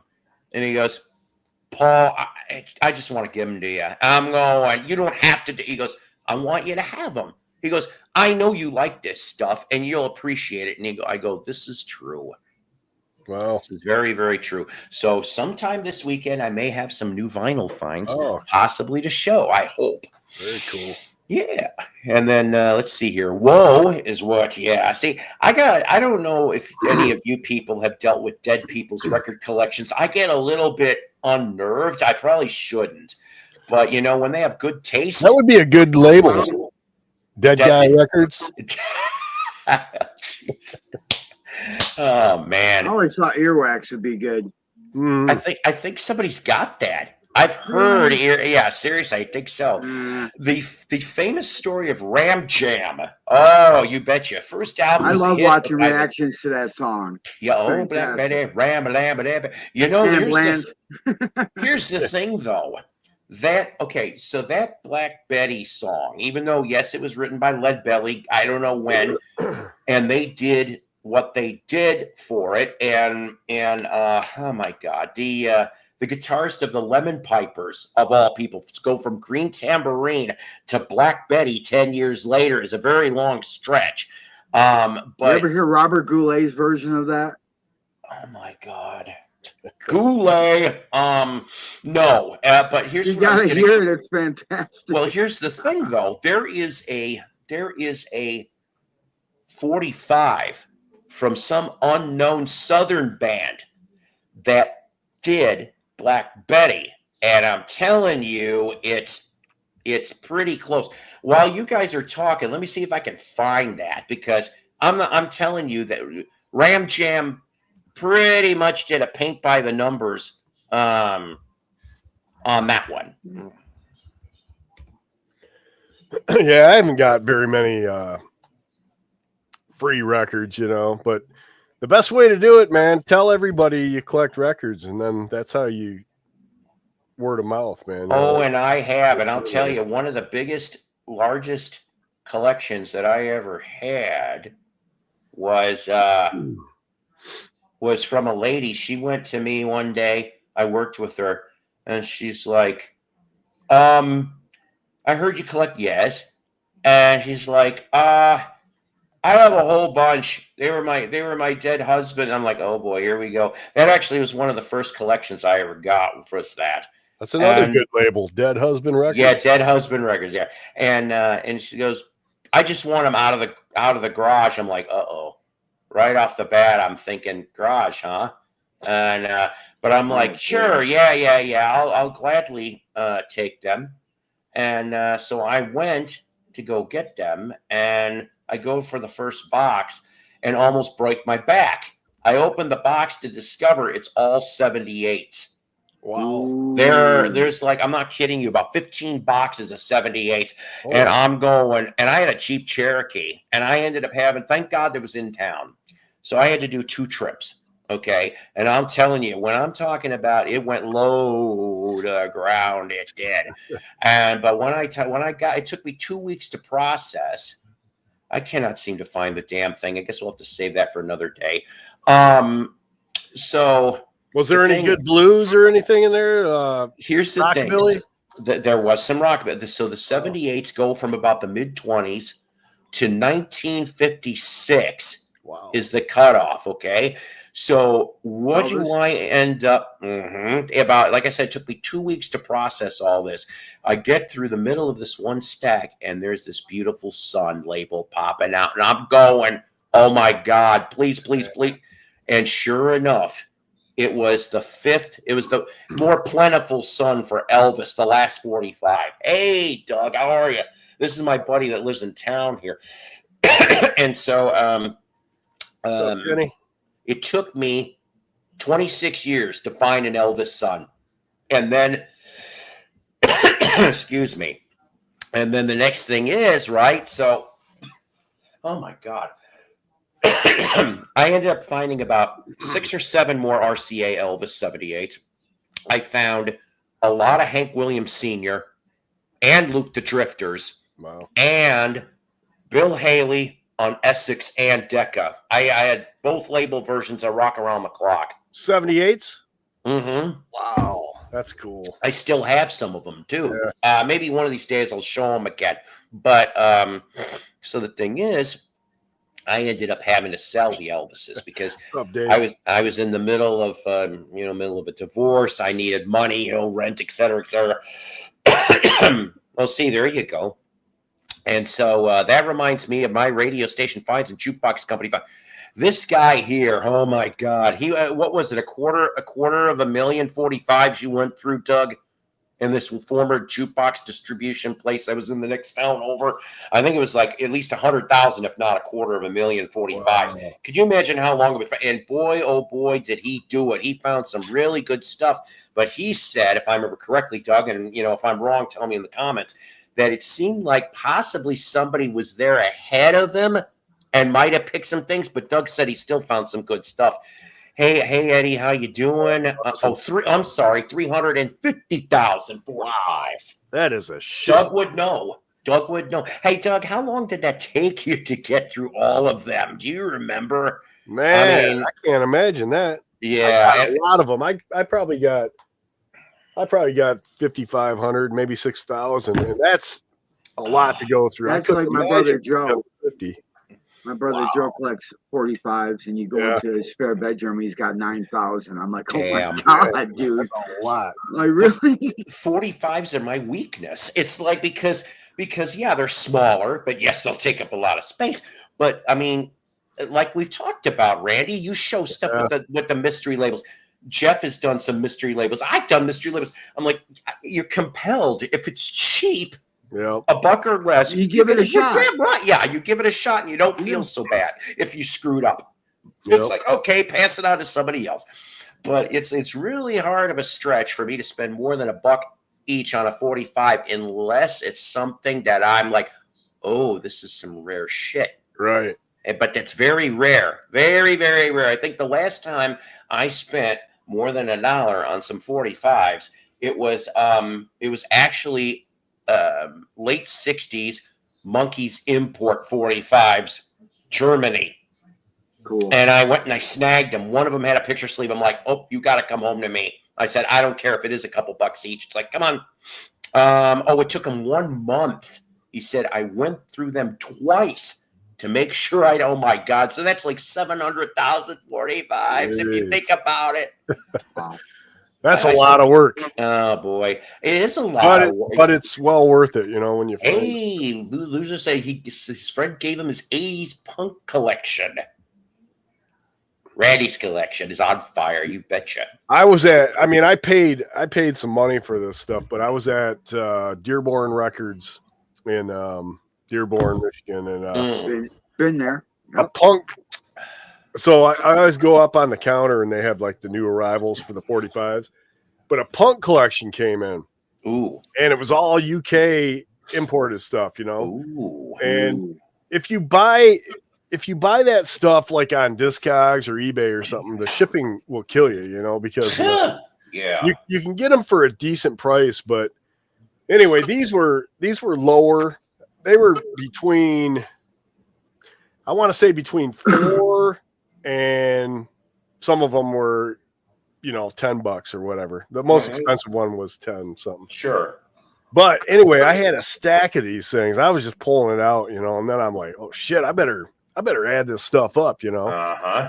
And as I'm doing that, the guy comes up to me and he says, he goes, hey, if you're getting a stack like that, you get 20% off. So I started pulling more out. But, I mean, it did cost me some money though, but I think I laid out $600 for that. But I got probably a shoebox. I mean, a 45 box full, and they're all picture sleeves and in beautiful shape too, you know, which I thought, first of all, I bought half of them, and then I came home and I showed some, and then I remember, I think Bip Bop Boom said, yeah, he goes, I would have bought them all up because, you don't see that stuff over here. And then if you want it bad enough, you have to buy it overseas and the shipping is going to cost you. Right. So I went back the next day and then bought the rest of this stuff. Nice. So, but shit. I mean, it set me back some change, but I didn't look at it.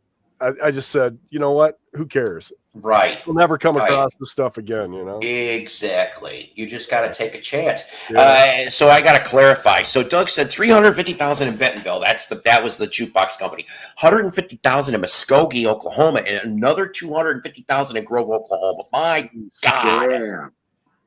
He is good at picking through radio stations, like old defunct radio stations. And I found a Steve Morse band CD at the thrift store. Well, that's cool. Damn it. Oh, on Wounded Bird. Yeah. I mean, I don't know. I mean, Black Oak they did some Wounded Bird reissues on Black Oak. I think the first two albums. That's as far as they got. All jukebox companies. Oh my God. Man. Oh man. Well, yeah, I love Spock's beard. Now I know the name. I don't know too much. Okay, I know a lot of names, but like the music is something else. Yeah, I mean, these jukebox companies, they're crazy. Now, we had one in the Chicagoland area, but I didn't get so lucky to go through 350,000. Oh my God. See, here's the problem with me. Well, there's a lot of problems. Terry Turner, the Rhino Doors have seen split problems, and Mazzy appears to be downplaying the issue. When Chad Kasem's Bill Evans box set had seam split issues, he couldn't stop throwing it at Chad. Oh boy. Well, you know, this is all on whoever makes the damn things. That's their fault more than us people that buy them. I mean, we're just buying the things. Wounded Bird CDs are going up in price. I have most of the BOA CDs on Wounded Bird. I think the only one I have is, I think I have the first one. I do have the first one on Wounded Bird, but one of the tougher ones, although maybe not so tough now, Black Oak, courtesy of Cleopatra, Purple Pyramid, whatever the hell, they're all tied together because that's Black Oak's company now for what they record. They're doing a CD box set where it starts off, if I remember right, I want to say it's not Ain't Life Grand. It's the MCA stuff and the Capricorn. So you're talking about, and the one that was tough to get on CD originally in the first damn place was Rated X, which is a damn good album if you guys have never heard mid-70s Black Oak. I mean, obviously their Atco stuff is the best stuff, but, you know, if you're into that. I'm into a lot of Southern rock stuff. I've got one of these days, I should pull some of the stuff. I've got like, most people don't know, I'll throw one, Doc Holliday. They're out of Atlanta. And it's like, A&M Records, Doc Holliday. But what is it? Due to inflation, 69 is now 96. Rhino did a killer job on High on the Hog. Don't know if Wounded Bird had a license for that album. I did not know Rhino did for High on the Hog. Now, I've got that best of, which does cover up to the Capricorn material. And I did do an episode, Dan, Jukebox from Hell. I'd Rather Be Sailing. Now, speaking of killer guitarists, I'm telling you now, this band had one. Exactly, right? This band had one. And yet nothing came out from that time period. Mr. Shawn Lane. And if I you never see. Oh, go ahead. Keep going. Mr. Shawn Lane, what a story on this kid. And I mean kid. He got signed up in 78. Yeah, it was right after that last Capricorn album. And they actually managed to get on Kirshner. I think it was Don Kirshner, a Midnight Special, because they did Race with the Devil. They did a cover of the Gun song Race with the Devil. That was the thing they were touting for the hit for that album, for Race with the Devil.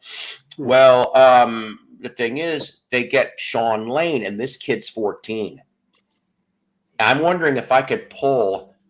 Oh God, you guys got to see him in action, just to get the idea here. And I shouldn't really get dinged for this, considering that this is not stuff that really exactly got recorded. Let's see if I could pull. It's going to be some live stuff I'm going to show you, though. All right, Paul, I'm going to have to get out of here, dude. All right, Jeff, I'm glad you showed up. Let's see. How about... okay. Detroit 1979, an unreleased song at the time called Get Down. From Detroit, for that matter, too. So, let's see. Mr. Shawn Lane. It's Later on. Yeah, you take care, Jeff. Thanks for coming on.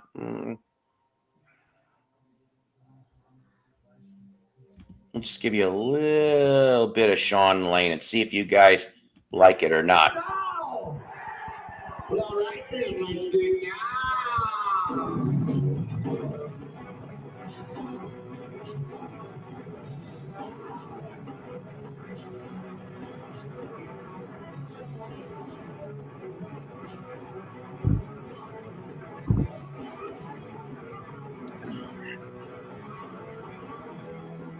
Ooh, I'll have to look into that.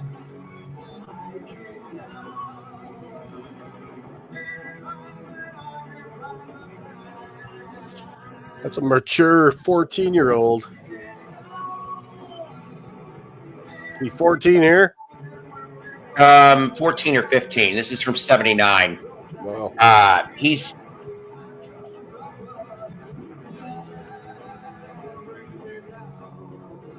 There. Yeah, there he is. He'll end up getting a solo here, and then you can get the gist of it.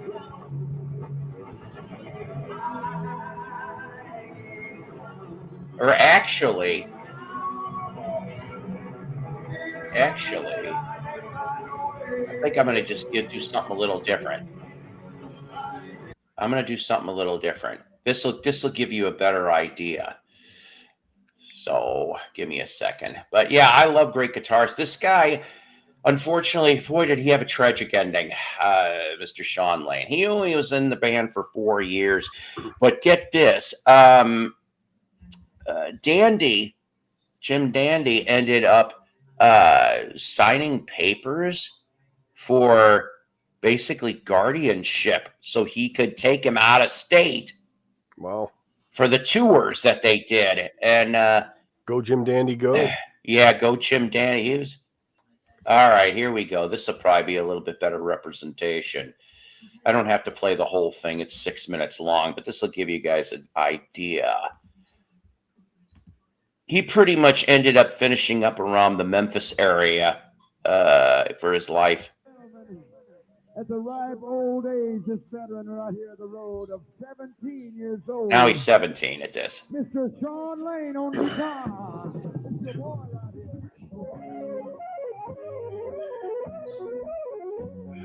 Wow. Proto metal. Mm-hmm.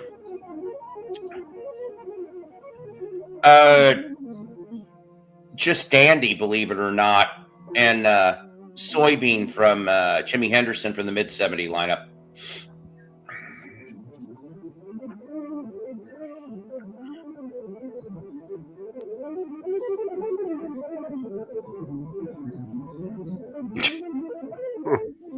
I mean, yeah.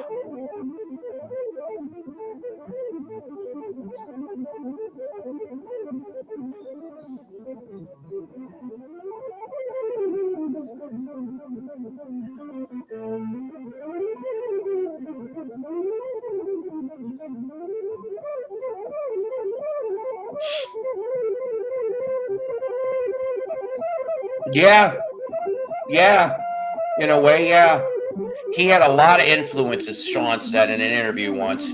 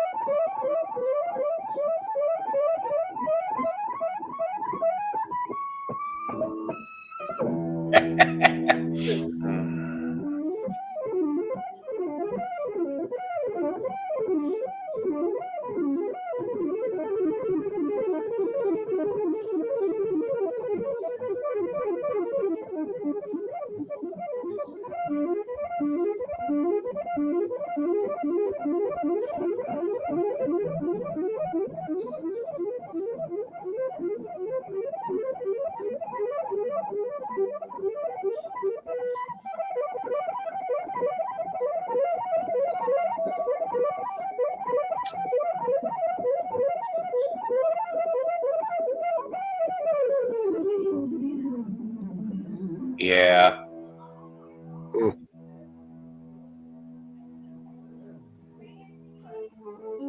And now, to show you the energy of Tchaikovsky. Tchaikovsky.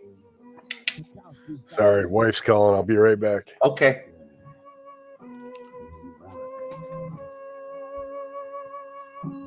Yeah.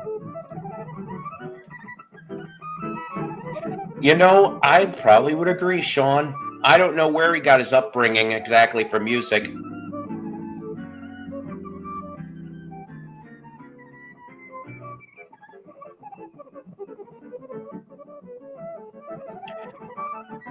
As much as I love Black Oak and as much as I love this guy here, what a strange fit. But I'm glad there's video to prove this. Thank God for YouTube, because I barely heard of this kid before YouTube, honestly. But he's been dead now, I think, close to 25 years, Shawn has. I can't remember what disease he got, but it was not nice.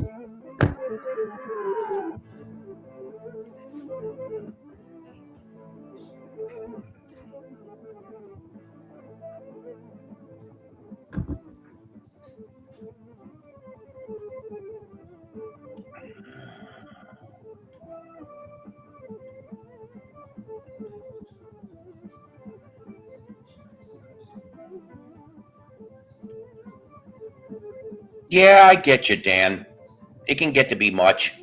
Yeah, you're right. Thank God for YouTube. I may bitch about them with me, but I'm glad they're here.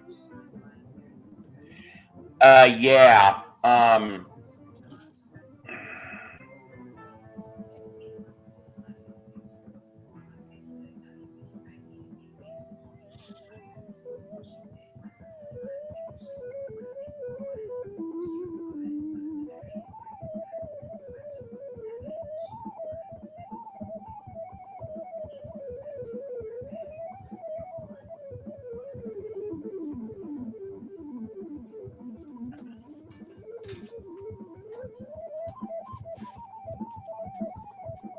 Ruby Star, and boy, was she something. I miss her. She's been dead since 95. We're going on almost 30 years for that. In fact, I think it'll be 30 years next month, if I'm right.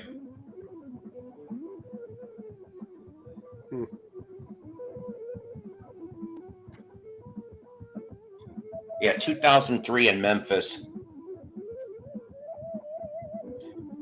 It says here he collaborated with Ringo, Johnny Cash, Chris Christopherson, Willie Nelson, Waylon Jennings, Joe Walsh, Jens Johansson, and many others. 40 years old he was. And there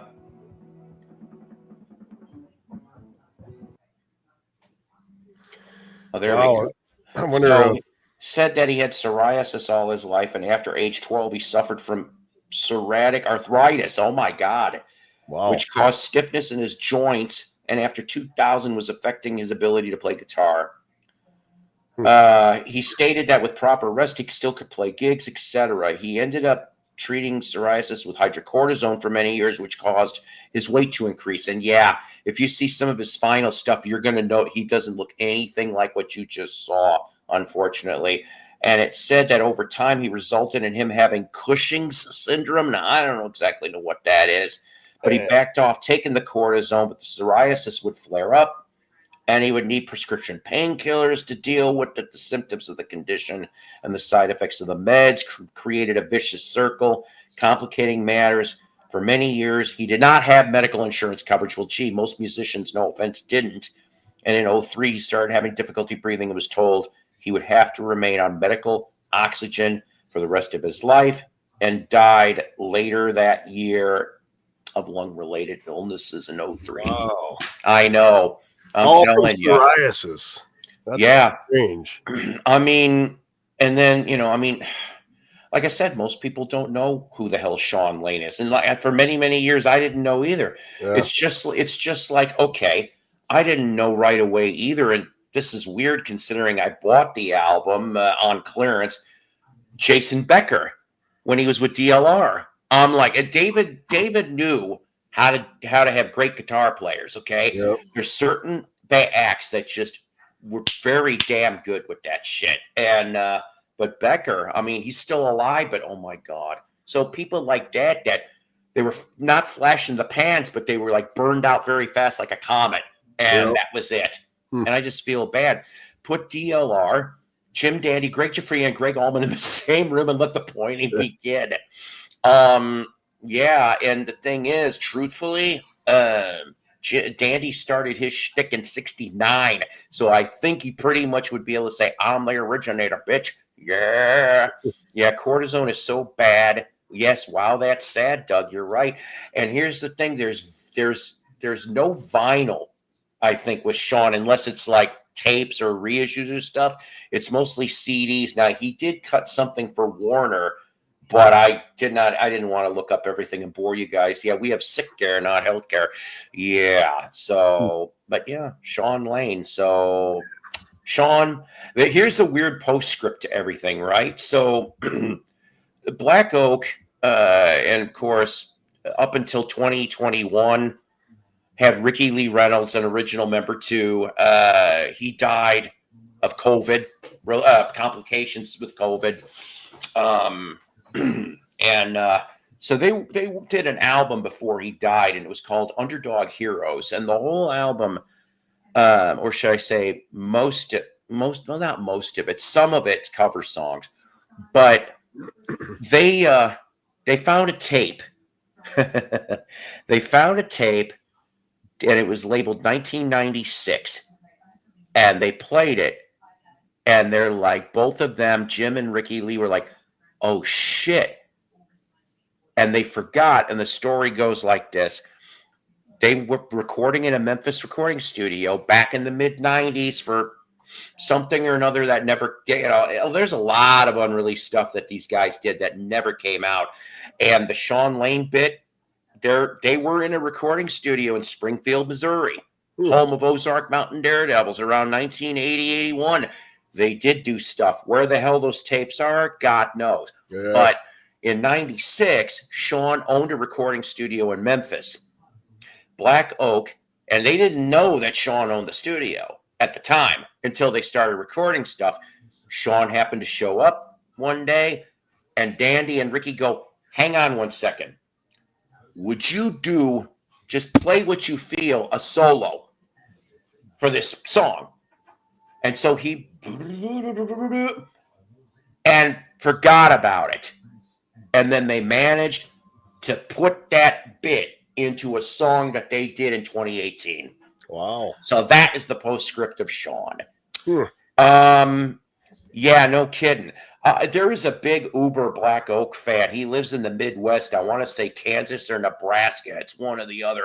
His first name's Les, and this guy, if I remember correctly, has got a shit ton of stuff. I talked to Ricky about all of this when I saw them the one time in 09. And he's like, look, he goes, most of that stuff that's bootlegs was stolen tapes. And I'm going, oh shit. So yeah, launch and roll without the crowd noise. If I remember right, Rhino Homemade, that thing goes for big bucks, CD only. But there is like a extended launch and roll, and I'm never gonna be able to afford that. Yeah. Is everything okay on your side of the fence there? You said Mrs. needed the yippee. Oh no, she's always yelling for me. Oh, gotcha. It's all good. But yeah, I mean, it's just we all love our stuff. I mean, whether it's obscure stuff or, I've got sweet spots. I have strange bands, I guess, that I really just dig. Like how I ended up I don't know. One day I just heard something and like, oh shit, I gotta collect this stuff. Yeah, I'm the same way. I mean, like I hate to say this, but the last one that I remember really deep diving into, and I still am, is Nectar, which they put out that album this year, and we'll play that in a few minutes actually, because we're gonna, I think, wrap this up pretty soon here. It's almost 9 o'clock, and I know, so what, right? That's early, Psycho. But even though I'm off this weekend, I am gonna try to get my ass up early because I want to go do the oil change. I've been trying to get that done for the last couple of weeks, and something always kept going on it. Yeah. Speaking of missing session tapes, there are recordings of Iggy singing with Manzarek. Apparently, they worked on it. Oh, shit, that would be fun. Here's another one. Only a year or two ago did I hear about the, quote, super session in 1975 between Led Zeppelin and Black Sabbath members. The tapes were rolling. Where the hell are the tapes? That's the one, Paul, the Raunch and Roll Live in the studio. Yeah, it was. But like I said, this Rhino Homemade, I think it's 2 or 3 CDs. That's the one. Rhino Homemade shit is it was expensive to begin with. Even the Monkey stuff that I wanted, the Phoenix Con, the 67 soundboard tapes, I couldn't afford that stuff. And I'm just like, it was just way too high priced then. But the thing is, with the technology we've got now, the recording technology and the stuff that you could clean up old tapes that 20, 30 years ago, they would maybe still sound like shit. Right. Now you can make them sound listenable, which is beautiful. Like I said, I brought this up before, but I really cannot wait. December 13th is the release date of that 50th anniversary Badfinger Head First on vinyl. I am so looking forward to listening this, compare it with the Snapper CD I've got. I also got that Ivy's Anthology demos, which are coming out. That'll be fun. That's same week, if I remember right. And so I'm looking forward to all that stuff, but there's just so much that still could come out. I would, like I said, that Zeppelin Sabbath tape, that would be pretty damn cool. Yeah. I don't care what anybody says. Did you ever hear, speaking of Zepp, though, on YouTube, I don't know if it got taken down, but did you ever get to hear the XYZ demos? Probably not. So for the people that maybe don't know what XYZ was, and I remember when MTV actually did music news and real good music news. That was a long time ago. But I remember they blurted out one time, this was like 81, 82 or something like that there was going to be this new supergroup called XYZ, which of course stood for X, Yes, and Zeppelin. And it was Chris Squire, Alan White, and it was supposed to be Jimmy Page, Robert Plant. That was going to be the band, XYZ. And I'm like, we're talking before the solo career for Plant, before The Firm, which I played Radioactive this morning. I love that damn song. Yeah, but that first album's better than the second one, but there's still some good stuff on the second, too. But the XYZ stuff is quite interesting. And what happened was that Plant, I don't know if he changed his mind at the last minute. So basically it's Jimmy and Chris and Alan in the studio, and they did 4 songs. I don't know who's singing on it, but and then and then that disappeared, and then they were like, you know what, Jimmy? Yeah, you go do Death Wish 2 soundtrack, and we're gonna start a new band called Cinema, which of course Jimmy's probably got the tapes. He's got all that stuff, you know. Jimmy's got a shitload of stuff, and I'll tell you, you know, no matter how weird Jimmy is, at least he does care. It seems like I know a lot of people are, you know, and are probably saying, "Oh, cash grab for all the I think he really cared. He gave a shit. I mean, Zeppelin was his baby. Yeah. And at least he cared, okay? There's a lot of musicians that really don't give a shit about their legacies that much as him. Yeah. I still need to get that Coda Deluxe because I do remember hearing some of the extra pieces. And for the life of me, there's that one song that doesn't have vocals. And I'm like, Mr. Plant, can you go off and create something and sing over this thing so we can have one last... And that would be, oh my God, Jimmy ended up using part of that song for, I think, the first Firm album. But it was recorded like in, I think, 70, 78, 79, whatever it was that if anybody knows in the comments, put it out there. I want to say Midnight was part of the title. And I'm just like, come on, Robert. You're not having the tour with Krause and Krause. And the reason why I know this is because they announced it on the radio today that they're coming to the Amp here in town.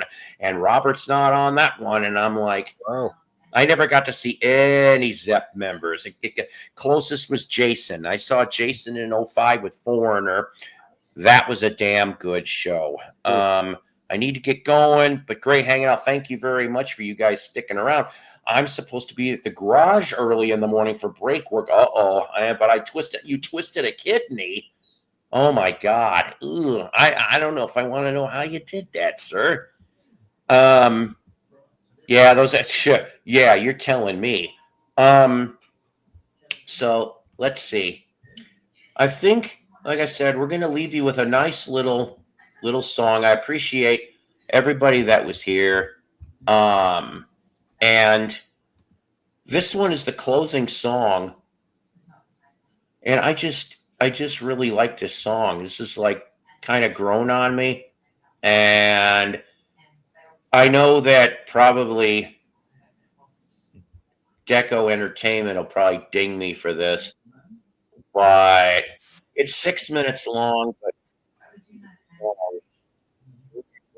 that'll be the end of this. Now, so the thing is, there will be a show this weekend.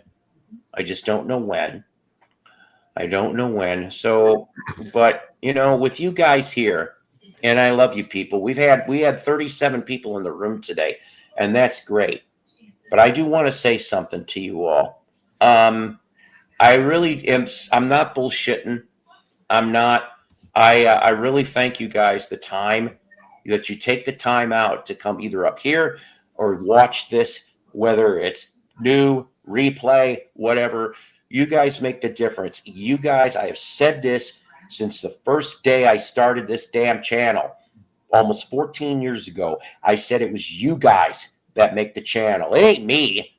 I'm just the big ass idiot that goes off and runs it. That's it. I am just the major moderator, okay? And you guys are the ones, and I thank you all. You don't care if you get dinged. I don't care if I get dinged. So I'm going to say to you people out there, you downtrodden, you lonely, the rejects, the island of the VC misfit toys. This could end up being a theme song one of these days. Because you know what? Psycho, man, I'll tell you, I will always let you in. And I want you guys to have a great night. And listen to this at Mission to Mars from Nectar. Tell him Psycho sent you. And let's also never forget, Psycho's Platters is a Love Peace production.